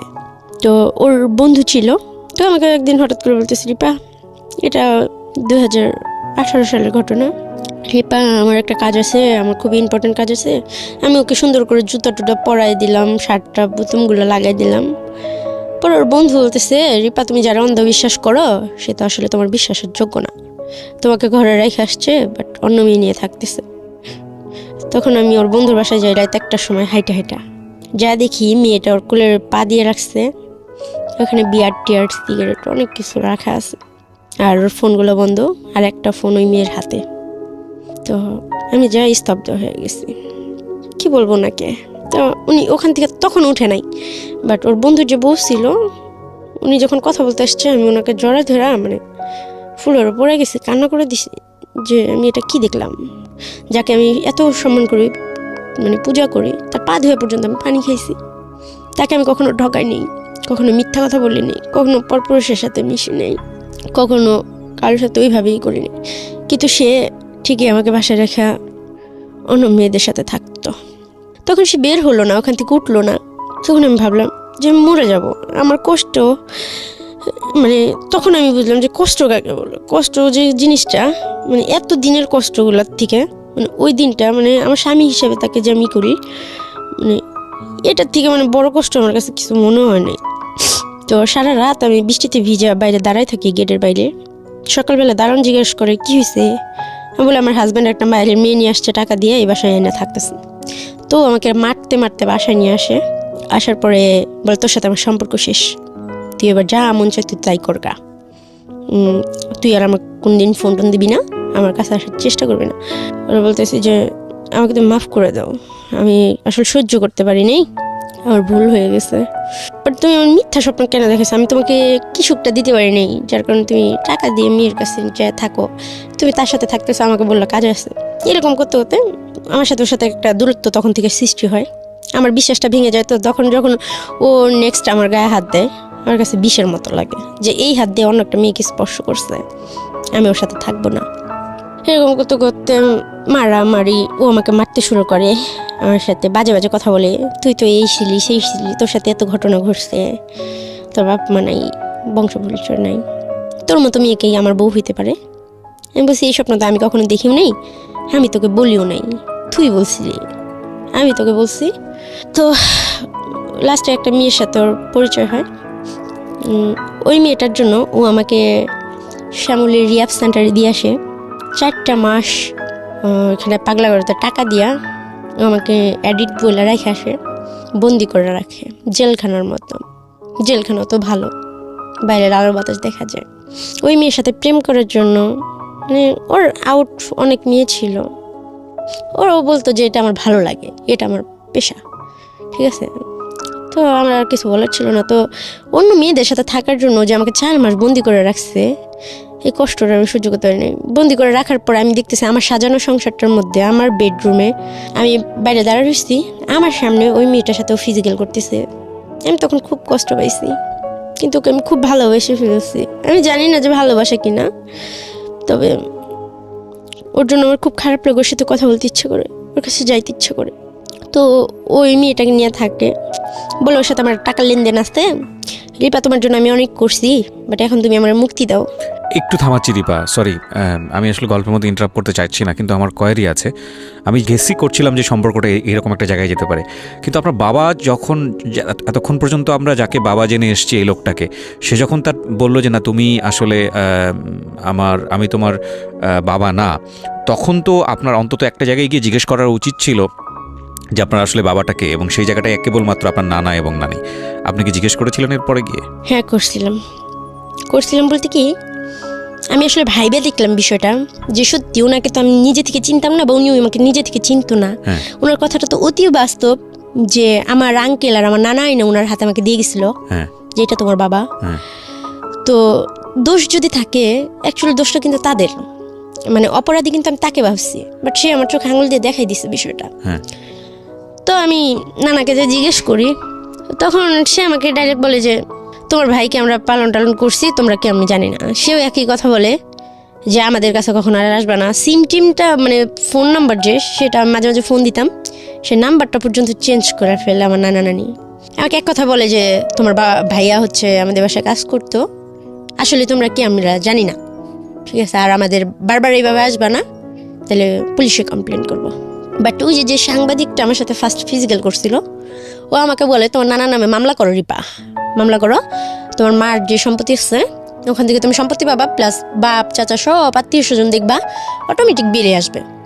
আমি তখন বললাম যে আমি এতগুলো বছর এত কষ্ট করছি, যেখানে তার স্বীকৃতি দেয় নাই, নিজে থেকে পরিচয় দেওয়ার প্রয়োজন মনে করে নাই, ভালোবাসে নাই, এই ঝামেলা টামেলা করতে যায় শুধু শুধু পুলিশের ফেস হব। আমি আর চেষ্টা করিনি তাদের কাছে যাওয়ার জন্য, তাদেরকে খোঁজার জন্য। আজ থেকে কতদিন হয়ে গেছে, বছরখানিক হয়ে গেছে, আর মানিকগঞ্জের দিকে পা রাখিনি, আর কথা হয় নাই, আর দেখা হয় নাই, আর খোঁজার চেষ্টা করিনি। আমি খুঁজে কখনো কিছু পাইনি, যা পাইছি তা নিতে আমার বুকে অনেক কষ্ট হয়, আমার বুকে জায়গা থাকে না। প্রিয় শ্রোতা, আপনারা শুনছেন প্রাণ মিস্টার ম্যাঙ্গো ক্যান্ডি প্রেজেন্স জীবন গল্প। জীবন গল্পের অতিথির গল্পে আবারও ফিরবো, তার আগে আপনাদেরকে মনে করিয়ে দিচ্ছি, সিচুয়েশন যখন খুব কড়া, মন বসে না কোনো কাজে, তখন মন ঠিক করতে মুখ দিতে পারেন কাঁচা আমের স্বাদে Pran mister mango candy, good mood guaranteed. আমরা ফিরে যাচ্ছি আমাদের অতিথির গল্পে। জি, গল্পের যেখানে আপনি ছিলেন, যে আপনি রানার সাথে আপনার সম্পর্কটা খুব খারাপ অবস্থায় চলে গেল, তারপরে আপনি ওকে কুইট করলেন, নাকি ওই জিনিসটা এখন এরকমই আছে? না না, ও হচ্ছে এটা কয়েক মাস আগের ঘটনা, 2018 শেষের দিকে আর কি। আমি বের হই হচ্ছে 9 মাসে বের হই। তো বাসায় না আমাকে রাখে, মানে রিহ্যাব সেন্টার থেকে নিয়ে আসে, শ্যামলী থেকে। তো নিয়ে আসার পরে আমাকে রাখে আমার সামনে, আমি পাশের রুমে থাকি, 2 রুমের ফ্ল্যাট, আমি ফ্লোরে থাকি। ওই মেয়েটার সাথে ফিজিক্যাল রিলেশন করে, জোরে জোরে কথা বলে, এগুলো আমার শুনতে হইলো শেষ পর্যন্ত, যেটা আমি কখনো ভাবতেই পারি না একটা অন্য মেয়ের সাথে ওকে আমি দেখতে পারবো, সহ্য করতে পারবো। তো আমি শুধু সিগারেট খাই, সারা রাত সিগারেট খাই। আমি কী করবো, আমি ভাইবা পাই না, মৃত্যু তো আমাকে নেবে না। তো আমি ওর কাছে অনেক কান্নাকাটি করি যে সোহাগ, এরকম কিছু যদি তুমি করো, তাহলে কেন আমার সাথে এরকম করলো, কেন আমার মিথ্যে স্বপ্ন দেখলাম, আমার জীবনটা সম্বন্ধে তুমি তো সব জানতা। যাই হোক, এখন আর অত কষ্ট লাগে না, অত খারাপ লাগে না এখনও। তারপর আমাকে 1000 টাকা দেয়, বলে তোমার ব্যবস্থা তুমি করো, আজকে থেকে তোমারটা তুমি দেখো, আমি তোমার দায়িত্ব আর নিতে পারবো না। এটা কয়েক মাস, 3 মাস আগের কথা বলতেছি। আচ্ছা, আমি আবার 1000 টাকা নিয়ে ওই ভাইয়াটার কাছে যাই, ওই সাংবাদিক ভাইয়াটার কাছে। ওনার এক ফ্রেন্ডের পরিচিত ছিল, টেকনাপ বলছি যে কি বলো এটা, ঈশ্বরদী, পাবনা ঈশ্বরদী, রূপপুর মোড়ের ওখানে আমি যাই, ওখানে আমি থাকি ওনার ফ্রেন্ডের বাসায়। তো মাসখানিক থাকি, যে ঢাকায় থাকা খাওয়ার ব্যবস্থা হলে, চাকরি বাকরি হলে আমাকে নিয়ে আসবে। তো 10-15 দিন থাকার পরে একটা পার্লারের চাকরি ঠিক করেন, পরে উনি আমাকে নিয়ে আসে, আর ওর সাথে আমার ওখানে শেষ কথা হয়। আর এখন আমি চাকরি করতেছি, একটা পার্লারে জব করছেন। এখন আমি মোটামুটি ভালো আছি। আমার কষ্টটা শুধু এই জায়গায় যে আমার যে লাইফটা, এতগুলো মানুষের সাথে আমি পরিচিত, কিন্তু আসলে আমি কাউকে চিনলাম না। আর আমি কে এটাই আমি জানি না। এটা আমার সবথেকে বড় কষ্ট ভাইয়া। সমাজের জন্য যেটা আপনাদের ভালো ড্রেস আপ ছাড়া রাস্তায় চলা যায় না, কেউ কথা বলে না। ভালো ড্রেস আপ না পড়তে পারলে কোনো রেস্টুরেন্টে যায় বসলে আপ্যায়ন করে না। সুন্দরী না হলে কোনো ছেলে রিলেশন করে না। বাবা মা না থাকলে কোনো ছেলে বিয়ে করে না। মানে কারো বউ হওয়ার জন্য ফ্যামিলি থাকার দরকার, শিক্ষাগত যোগ্যতা থাকার দরকার, বাবা মা থাকার দরকার। আমার বউ হওয়ার শখ নাই, মিটে গেছে। কিন্তু মানুষ হিসেবে ভাইয়া ইদানিং আমি এই বিষয়গুলো নিয়ে না খুব কষ্ট পাই। আপনার গল্পগুলো যখন শুনি, কালকের গল্পটা আমি শুনছি, তো প্রত্যেকটা মানুষের জীবনে কষ্ট থাকে, সুখ থাকে, মানে আলো অন্ধকার নিয়ে জীবনটা। কিন্তু আপনি কি আমাকে একটু বলবেন যে আমার জীবনে রাতের অন্ধকার আছে, দিনের আলো আছে, আল্লাহ আমার জীবনে আলোটা দিছে কোন জায়গায়? এক্স্যাক্টলি। আমি এইখানে এসেই হয়তো গল্পটা এই প্রশ্নের জায়গাটার জন্যই হয়তো আজকে আপনি জীবন গল্পে এসেছেন। আমি আপনার পুরো গল্পটা শুনেছি, হ্যাঁ, একদম শুরু থেকে শেষ পর্যন্ত। আমার এন্টায়ার মানে রেডিও ক্যারিয়ারে আমি কখনো এত ভয়াবহ গল্প আমি কখনো শুনিনি। আমার মনে আছে আমি বর্ষার জীবন গল্প প্রচার করেছিলাম যখন আমি এবিসি রেডিওতে ছিলাম। দ্যাট ওয়াজ লাইক পুরো রেডিও ইন্ডাস্ট্রিকে শেক করেছিল ওই রাতের বেলা, যে ঝাঁকুনি দিয়েছিল যে এরকম একটা গল্প রেডিওতে প্রচার হতে পারে। অনেক গল্প এসছে, কিন্তু আমার কাছে মনে হলো, আমার তখনই মনে হয়েছিল যে আর এত হাই ভলিউমের, এত হাই পাওয়ারের কোনো গল্প হয়তো রেডিওতে আর কখনো আসবে না। কিন্তু আজকে আমি বলতে বাধ্য হলাম, এবং আজকের পর থেকে আমি বিশ্বাস করব যে আপনি যে গল্পটা বলে গেলেন সেই গল্প বর্ষাকেও ছাপিয়ে গেল। সেই গল্প হয়তো আপনার ভবিষ্যতে হয়তো এমন কেউ একজন আসবে যে হয়তো আপনাকেও ছাপিয়ে যাবে। মানুষ এতটা ড্রামাটিক লাইফ লিড করতে পারে, আমি বলি জীবন নাটকের চেয়েও নাটকীয়, কিন্তু এতটাই হতে পারে এটা আমারও জানা ছিল না। দেখেন, আমি কয়েকটা কথা বলি আপনাকে। একটা যেটা হচ্ছে যে আপনার না পাওয়ার জায়গাগুলো অনেক বড়। এই জায়গাগুলোতে সান্ত্বনা দেওয়ার মতো কিচ্ছু নাই, আমার হাতে কিচ্ছু নাই। পৃথিবীতে এত বড় বড় মোটিভেশনাল স্পিকার আছে যারা মানুষকে স্বপ্ন দেখায়, যারা মানুষকে সুন্দরের কথা বলে যে অবস্থানেই আপনি থাকেন না কেন সামনের দিন ভালো থাকতে হবে এবং থাকার জন্য এই করতে হবে। আমার খালি মনে হয়েছে আজকের এই গল্পটা শোনানোর সময়টাতে এই গল্পটা যদি তাদের কাছে নিয়ে যাওয়া যেত, তারা আসলে কি জবাব দিতেন। এত বড় বড় মোটিভেশনাল স্পিকার যেটা আমরা আমাদের ফেসবুকে দেখি কিংবা সারা দুনিয়াতে আছে, সাতগুরু থেকে শুরু করে, সবার প্রতি রেসপেক্ট রেখে বলছি, অনেক বড় বড় মোটিভেশনাল স্পিকার আছেন। যদি এই গল্পটা শুনতো তাহলে তারা এই মেয়েটাকে কি বলে সান্ত্বনা দিত। ওর বয়স এখন 21 থেকে 22। আমি বরং আপনাকে এমন একটা জায়গায় বসাতে চাই। আমি আপনাকে কোনো মোটিভেশন দিচ্ছি না, কোনো পজিটিভ কথা বলতে চাচ্ছি না। আমি বরং শুধু এতটুকু বলতে চাই যে এত কিছুর পরেও আপনি বেঁচে আছেন, এত কিছুর পরেও আপনি প্রতিদিন হাসেন, প্রতিদিন কাঁদেন, জীবনকে সন্ধান করে যাচ্ছেন। সুতরাং আপনি বরং আমাদের একটা বড় মোটিভেশনের জায়গা। আমি এটাকে এভাবে দেখতে চাই। আমি গল্পের ওই জায়গায় খোঁজ করতে চাই না আপনার বাবাকে, আপনার মাকে, আপনার ভাইটার কি হলো, বা আপনার নানা যিনি ছিলেন তাকে গিয়েও কোনো প্রশ্নও করতে চাই না।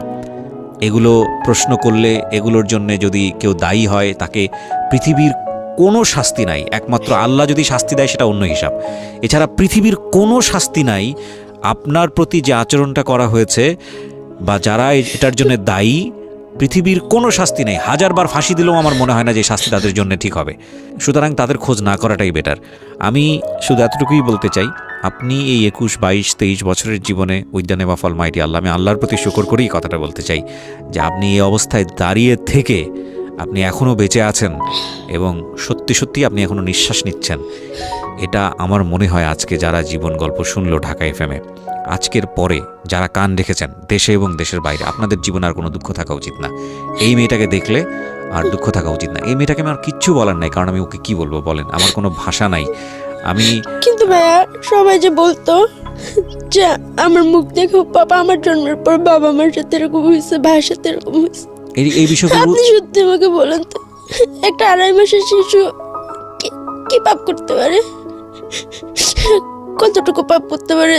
রিপা, আমি আপনাকে একটা কথা বলতে পারি, আমরা পৃথিবীর শ্রেষ্ঠ জীব, সৃষ্টিকর্তা আমাদেরকে সেটাই বলেছেন, মানুষ পৃথিবীর শ্রেষ্ঠ জীব। ঠিক একইভাবে এটাও সত্য, মানুষের ভেতরে যত খারাপ জিনিস আছে পৃথিবীর অন্য কোনো প্রাণীর মধ্যে সেটা নাই। আপনি এরকম জানেন না যে বাবার দ্বারা মেয়ে রেপ হয়? এরকম ঘটনা সমাজে বিরল না? আপনি এটা জানেন? জানেন তো, শুনেছেন, এরকম নিউজ হয়।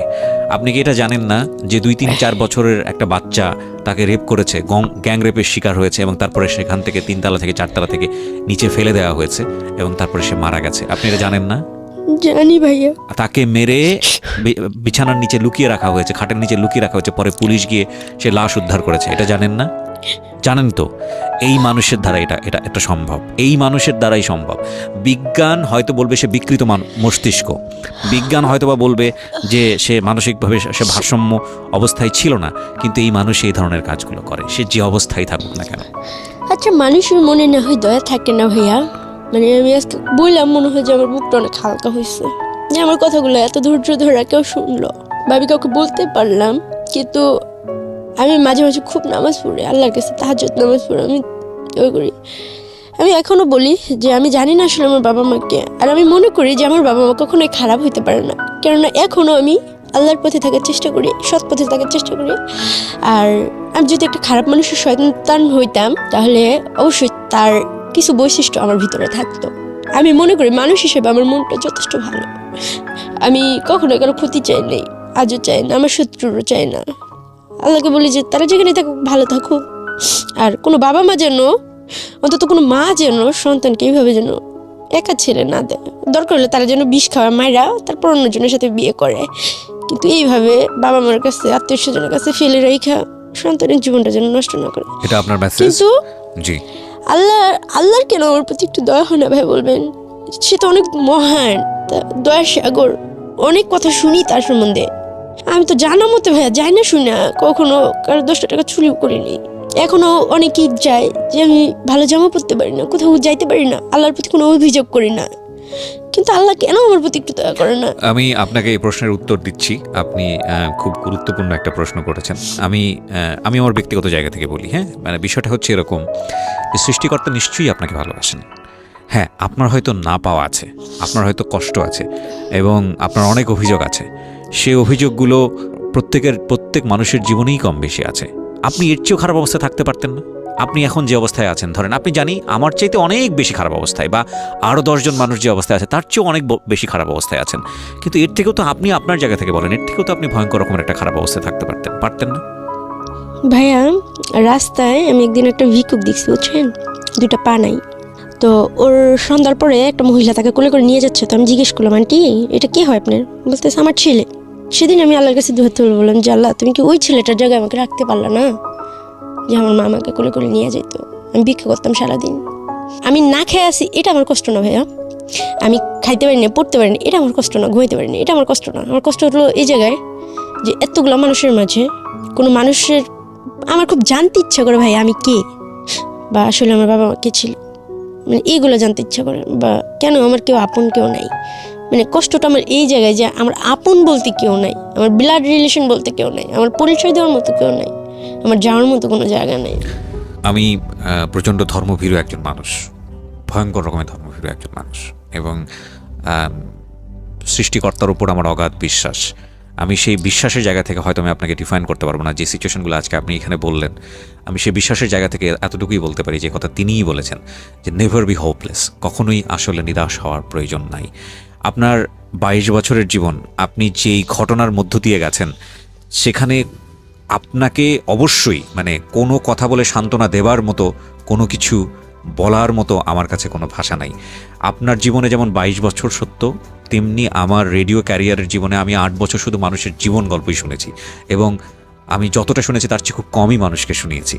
তো সেই জায়গাটা থেকে আমি বলছি যে গল্প মুখোমুখি আজকে আমি হয়েছি, আমি সেটার জন্য 8 বছর ধরে প্রিপারেশন নেইনি, এবং আমি আজকে টু বি অনেস্ট আমি কখনো চিন্তাও করতে পারিনি। আপনি যেভাবে এসেছিলেন স্টুডিওতে, আপনার হাসি মুখ দেখে আমার কখনো মনেও হয়নি যে স্টেজে বসার পরে এইরকম একটা গল্প আপনার কাছ থেকে, আমি জানতাম যে একটা খুব ভয়ানক গল্প আজকে আমি উপস্থাপন করতে যাচ্ছি, কিন্তু আমি আমি অনেক খেই হারিয়ে ফেলেছি। আমার কথা বলার জায়গাটা যারা আজকে শুনছেন, যারা আমাকে নিয়মিত শোনেন, তারা জানেন যে আসলে আমি এতটা কনফিডেন্টলেস কখনোই থাকি না।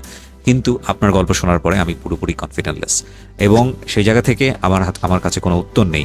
কারণ যেই জায়গাটিতে আপনি আঘাতপ্রাপ্ত সেটা মন, এই মনের রকমের জায়গায় আসলে মোটিভেশন দেওয়ার মতো অবস্থা আমার নাই পুরো গল্পটা শুনে। কিন্তু আমি আপনাকে বলতে চাই, 22 বছরের আপনার অপ্রাপ্তির জায়গাটা যতটা বেশি বড়, আপনাকে যদি আল্লাহ 22 বছর বাকি 22 বছর বাঁচায়, এবং সেই 22 বছরে আপনার জীবনে হয়তো তিনি এমন কিছু দিবেন যে এই 22 বছর আপনি পুরোপুরি ভুলে যাবেন, এতটুকু আশা রাখার জন্যে আমি আপনাকে অনুরোধ করতে পারি। আমি জানি আপনি সেটা রাখবেন এই কারণ আপনি দেখেন, আপনি অ্যাসাইলামে ছিলেন প্রায় 12 বছরের মতো। অ্যাসাইলাম তো বলবো না, আসলে এতিমখানায় ছিলেন আপনি হচ্ছে প্রায় 12 বছরের মতো। ওই জায়গায় আপনার একটা সুন্দর জীবন হয়ে যেতে পারতো। আপনাকে বহুবার অফার করা হয়েছে আপনাকে ধর্মান্তরিত করার জন্য, বহুবার আপনাকে বলা হয়েছে যে আপনি একটা সুন্দর জীবন পাবেন, কিন্তু আপনি সেটা করেননি। এবং সেটা আপনার দ্বারা করলে খুব বেশি অবাক হওয়ার মতো সুযোগ ছিল না, এই কারণে যে মাত্র 6 বছর বয়সে আপনি তিনখানা চলে গেছেন। ওই সময় আপনি ধর্মকর্ম কী বোঝেন? সুতরাং ভিন্ন একটা সংস্কৃতিতে গিয়ে আপনি হয়তো এরকম করলেও করতে পারতেন, বাট আপনি করেননি। সুতরাং সৃষ্টিকর্তার প্রতি আপনার যে ডেডিকেশন, আপনার যে রেসপেক্ট, সেটা এখনও আছে বলেই আপনি এখনও ফাইট করে যাচ্ছেন। এবং আপনি যে দিন শেষে একটা কথা বললেন যে আপনি ভালো আছেন, হ্যাঁ, আপনি ভালো আছেনের জায়গাটায় আপনি অনেক বেশি শক্তিশালী, নইলে আপনি 22 বছর পর্যন্ত, এতদিন পর্যন্ত আপনি টিকে থাকতে পারতেন না। আমি আরেকটা কথা আপনাকে বলি, সেটা হচ্ছে কোনো মানুষকে ছোট করে না। আমি যদি রেডিওতে অ্যানাউন্স করি কালকে অন্তত 100 জন লোক দাঁড়াবে যে আপনার ভাই হতে চাই, কালকে অন্তত 200 লোক আমার সাথে যোগাযোগ করবে যে আপনাকে যারা বিয়ে করতে চায়, কালকে অন্তত এরকম 100 থেকে 150 জন মানুষ দাঁড়াবে যারা আপনার বাবা মা হতে চায়। বাট পৃথিবীর কেউ আপনাকে কখনোই গ্যারান্টি দিতে পারবে না যে এই ইমোশনটা আপনার আপনি একেবারে মৃত্যু পর্যন্ত তারা আপনার সামনে ভাবে থাকবে। যেহেতু গ্যারান্টি দিতে পারবে না, সেহেতু আমি অ্যানাউন্সমেন্টটাও দিব না। কারণ যেই জায়গাটায় আপনি ক্ষতবিক্ষত, সেটা হচ্ছে মানুষের মন। এই মানুষের মনের কারণেই আপনি দেখেন, একটা মানুষ আপনাকে নিয়ে গিয়ে বাড়িতে জায়গা দিল, আপনার জন্য আলাদা একটা বাসা নিল, আপনাকে সে বাসায় ফিরে আপনার হাতে চুমু খেত, আপনার কপালে চুমু খেত, আপনি সেখানে গিয়ে আপনি দেখা শুরু করলেন আপনি একটা সংসারের স্বপ্ন, এবং সেই মানুষটাই আপনাকে 1000 টাকা দিয়ে লাথি মেরে ঘর থেকে বের করে দিল। সবই কিছুই কিন্তু এই মনের জায়গা, হ্যাঁ। এবং আপনি দেখেন এই মনের কারণেই আপনি যে এত বড় ফাইটটা করে চলেছেন, সেই ফাইটটার জায়গাটা আপনার এখনও অনেক অনেক বেশি অপূর্ণ। হ্যাঁ, পরিবার আপনাকে হয়তো কেউ কখনো দিতে পারবে না। আপনার যে সুন্দর একটা স্বপ্নের জায়গায় আপনার জীবনে একটা হাজব্যান্ড আসবে, সেই জায়গাটায় আমি একেবারেই নিরাশ হতে চাই না। আপনার এই পুরো গল্পটা জানার পরে আপনার জীবনে যদি এরকম কেউ একজন আসেন এবং সে যদি আপনার সব কিছু ভুলিয়ে দেন, আপনাকে যদি একটা সুন্দর জীবনের স্বপ্ন দেখান, আমি খুব বেশি অবাক হব না। এরকম মানুষ আসতেই পারেন। সবচেয়ে বড় কথা হচ্ছে যে আল্লাহ নিজেই বলেছেন যে তুমি নিরাশ হয়েও না, ঠিক আছে? আপনার জীবনে যেই ঘটনাই ঘটেছে না কেন, যাই ঘটেছে, আপনি তো এটা বিশ্বাস করেন। যদি বিশ্বাস না করেন, তাহলে বিশ্বাস জায়গাটায় আপনাকে আসতে হবে। আপনার চেয়েও ভয়ঙ্কর ঘটনা হয়তো কারো জীবনে ঘটেছে, আপনি সেটা জানেন না। সেটা তো ভাই আমি এখনো স্বীকার করি যে প্রত্যেকটা মানুষের জন্য ভালো খারাপটা আছে ভাই, কিন্তু আপনার জীবনে যেটা হয়েছে, ভালোটা আপনি খুঁজে পাচ্ছেন না। এক্স্যাক্টলি, হোয়াট ইজ ভালোটা কই? তো আমার মনে হয় যে এই সার্চ করার জায়গাটা, আমি জানি না প্রিয় শ্রোতা আপনারা কি বলবেন, মানে আমার আসলেই উত্তর দেওয়ার মতো আসলে কিছু নাই। ভিক্ষা করে তার জন্য মা বলে একটা শব্দ আছে, শুধু মার জায়গাটায় আপনি কেন স্টিক হয়ে আছেন? কেননা আমি আমার মাকে খুব ভালোবাসি, আর আমি আমার মাকে কখনো ধরতে পারিনি। তো যাদের মা মারা গেছেন তারা কি করবেন? তারা সবাই আল্লাহর কাছে নামাজ পড়ে দোয়া করবে যে তার মা যেন আল্লাহ আপনি ধরেন, আপনার মা তো মারা গেছেন, আপনি হয়তো মায়ের কাছ থেকে যতটুকু পাওয়ার ছিল আপনি পাননি। আমি এরকম গল্প শুনেছি যে, ভাই আপনাকে আমি বলে বুঝাতে পারবো না, আমি জানি, আমার মার জন্য যে আমি মরতে পারতাম, মা শব্দটাকে আমি খুব ভালো। আমি এরকম গল্পও জানি যে 12-13 বছর বয়সে সেই ছেলে অনেক প্ল্যান করে তার বাবাকে খুন করেছে। আমি এরকম গল্পও জানি এবং সেটা আমি প্রচারও করেছি। সেটাও তো তার জীবনে একটা বাবা। তো ওর কাছে প্রার্থনাটা কি? এরকম বাবা থাকার চেয়ে না থাকাটা ভালো ছিল। আপনি তো আপনার পুরো জীবন জুড়ে মাকে খুঁজে পেলেন, আবার পেলেন না, পরিচয় পেলেন, আবার পেলেন না, একটা মিস্ট্রি। অনেকের জীবনে বাবা মার প্রেজেন্স সবচেয়ে বড় যন্ত্রণা। দেখো ভাইয়া, যে আমি যে মা, মানে এগুলো একটা সময় ছিল না, কষ্ট ছিল, আমি ভাবছি মা মরে গেছে, বাট আমার জীবন আইসা এইভাবে আইসা আবার ফিরা আবার মারা গেছে। আমার একটা জীবনে কয়বার আমার মাটা মারা গেল আপনি বলেন তো? এক্স্যাক্টলি, আমার আসলে কোনো উত্তর নাই প্রিয় শ্রোতা। I am truly hopeless. আমি বৃথা চেষ্টা করছি ওকে বোঝানোর জন্য, কারণ এই সিচুয়েশনে আমি ভাবিনি, আমি এন্টায়ার ক্যারিয়ারে কখনো ভাবিনি। প্রশ্ন করছিলেন ভাইয়া যে তুমি কেন গল্পটা বলতে চাও, শিক্ষণীয় আছে? আসলে আমি নিজেও জানি না, আমি শুধু আমার কষ্টটা শেয়ার করার জন্য গল্পটা বলছি। আর কোনো মা যেন সন্তানের কথা একটু ভাবে, আমার গল্পটা যারাই শুনুক, কোনো সন্তান কালো হোক, পঙ্গু হোক, যাই হোক, দরকার হলে যেন 10 টাকার বিষ কিনা সন্তানকে মেরে ফেলে, কিন্তু রাস্তায় যেন কখনো ছেলে না দেয়। আমি এটাই বলতে চাই। আর মামা মামিরা মানে এতটা নিষ্ঠুরতা যেন না করে, কেননা আমরা তো রক্তে মাংস করা মানুষ। সবাই যেন একটু ভাবে নিজের মন থেকে। এক্স্যাক্টলি, আপনার জায়গা থেকে আপনি চমৎকারই বলেছেন। আমি যদি একটু আপনাকে আপনার জীবনটা নিয়ে জিজ্ঞেস করি, এত কিছুর পরে আপনি পজিটিভ যদি বলেন আপনার লাইফ নিয়ে, আপনি ভবিষ্যৎ জীবনটা কি করতে চান আপনার নিজের জায়গা থেকে? ভাইয়া আমি একটা বিউটি পার্লার দিতে চাই, আর আমার যদি কখনো টাকা পয়সা হয় আমি একটা সেলাই সেন্টার খুলবো, আর পার্লারটাও আমার থাকবে। প্লাস রাস্তায় যে বাচ্চাগুলো থাকে, আমার অনেক টাকা হইলে আমি কখনো বিয়ে করব না, এটা আমি আশা করি। জানি না ভাগ্যে কি আছে, আল্লাহ জানে সব। আল্লাহ জানি না আমার কোনো পাপের ফলই হয়তো হবে, আল্লাহ আমাকে মাফ করুক।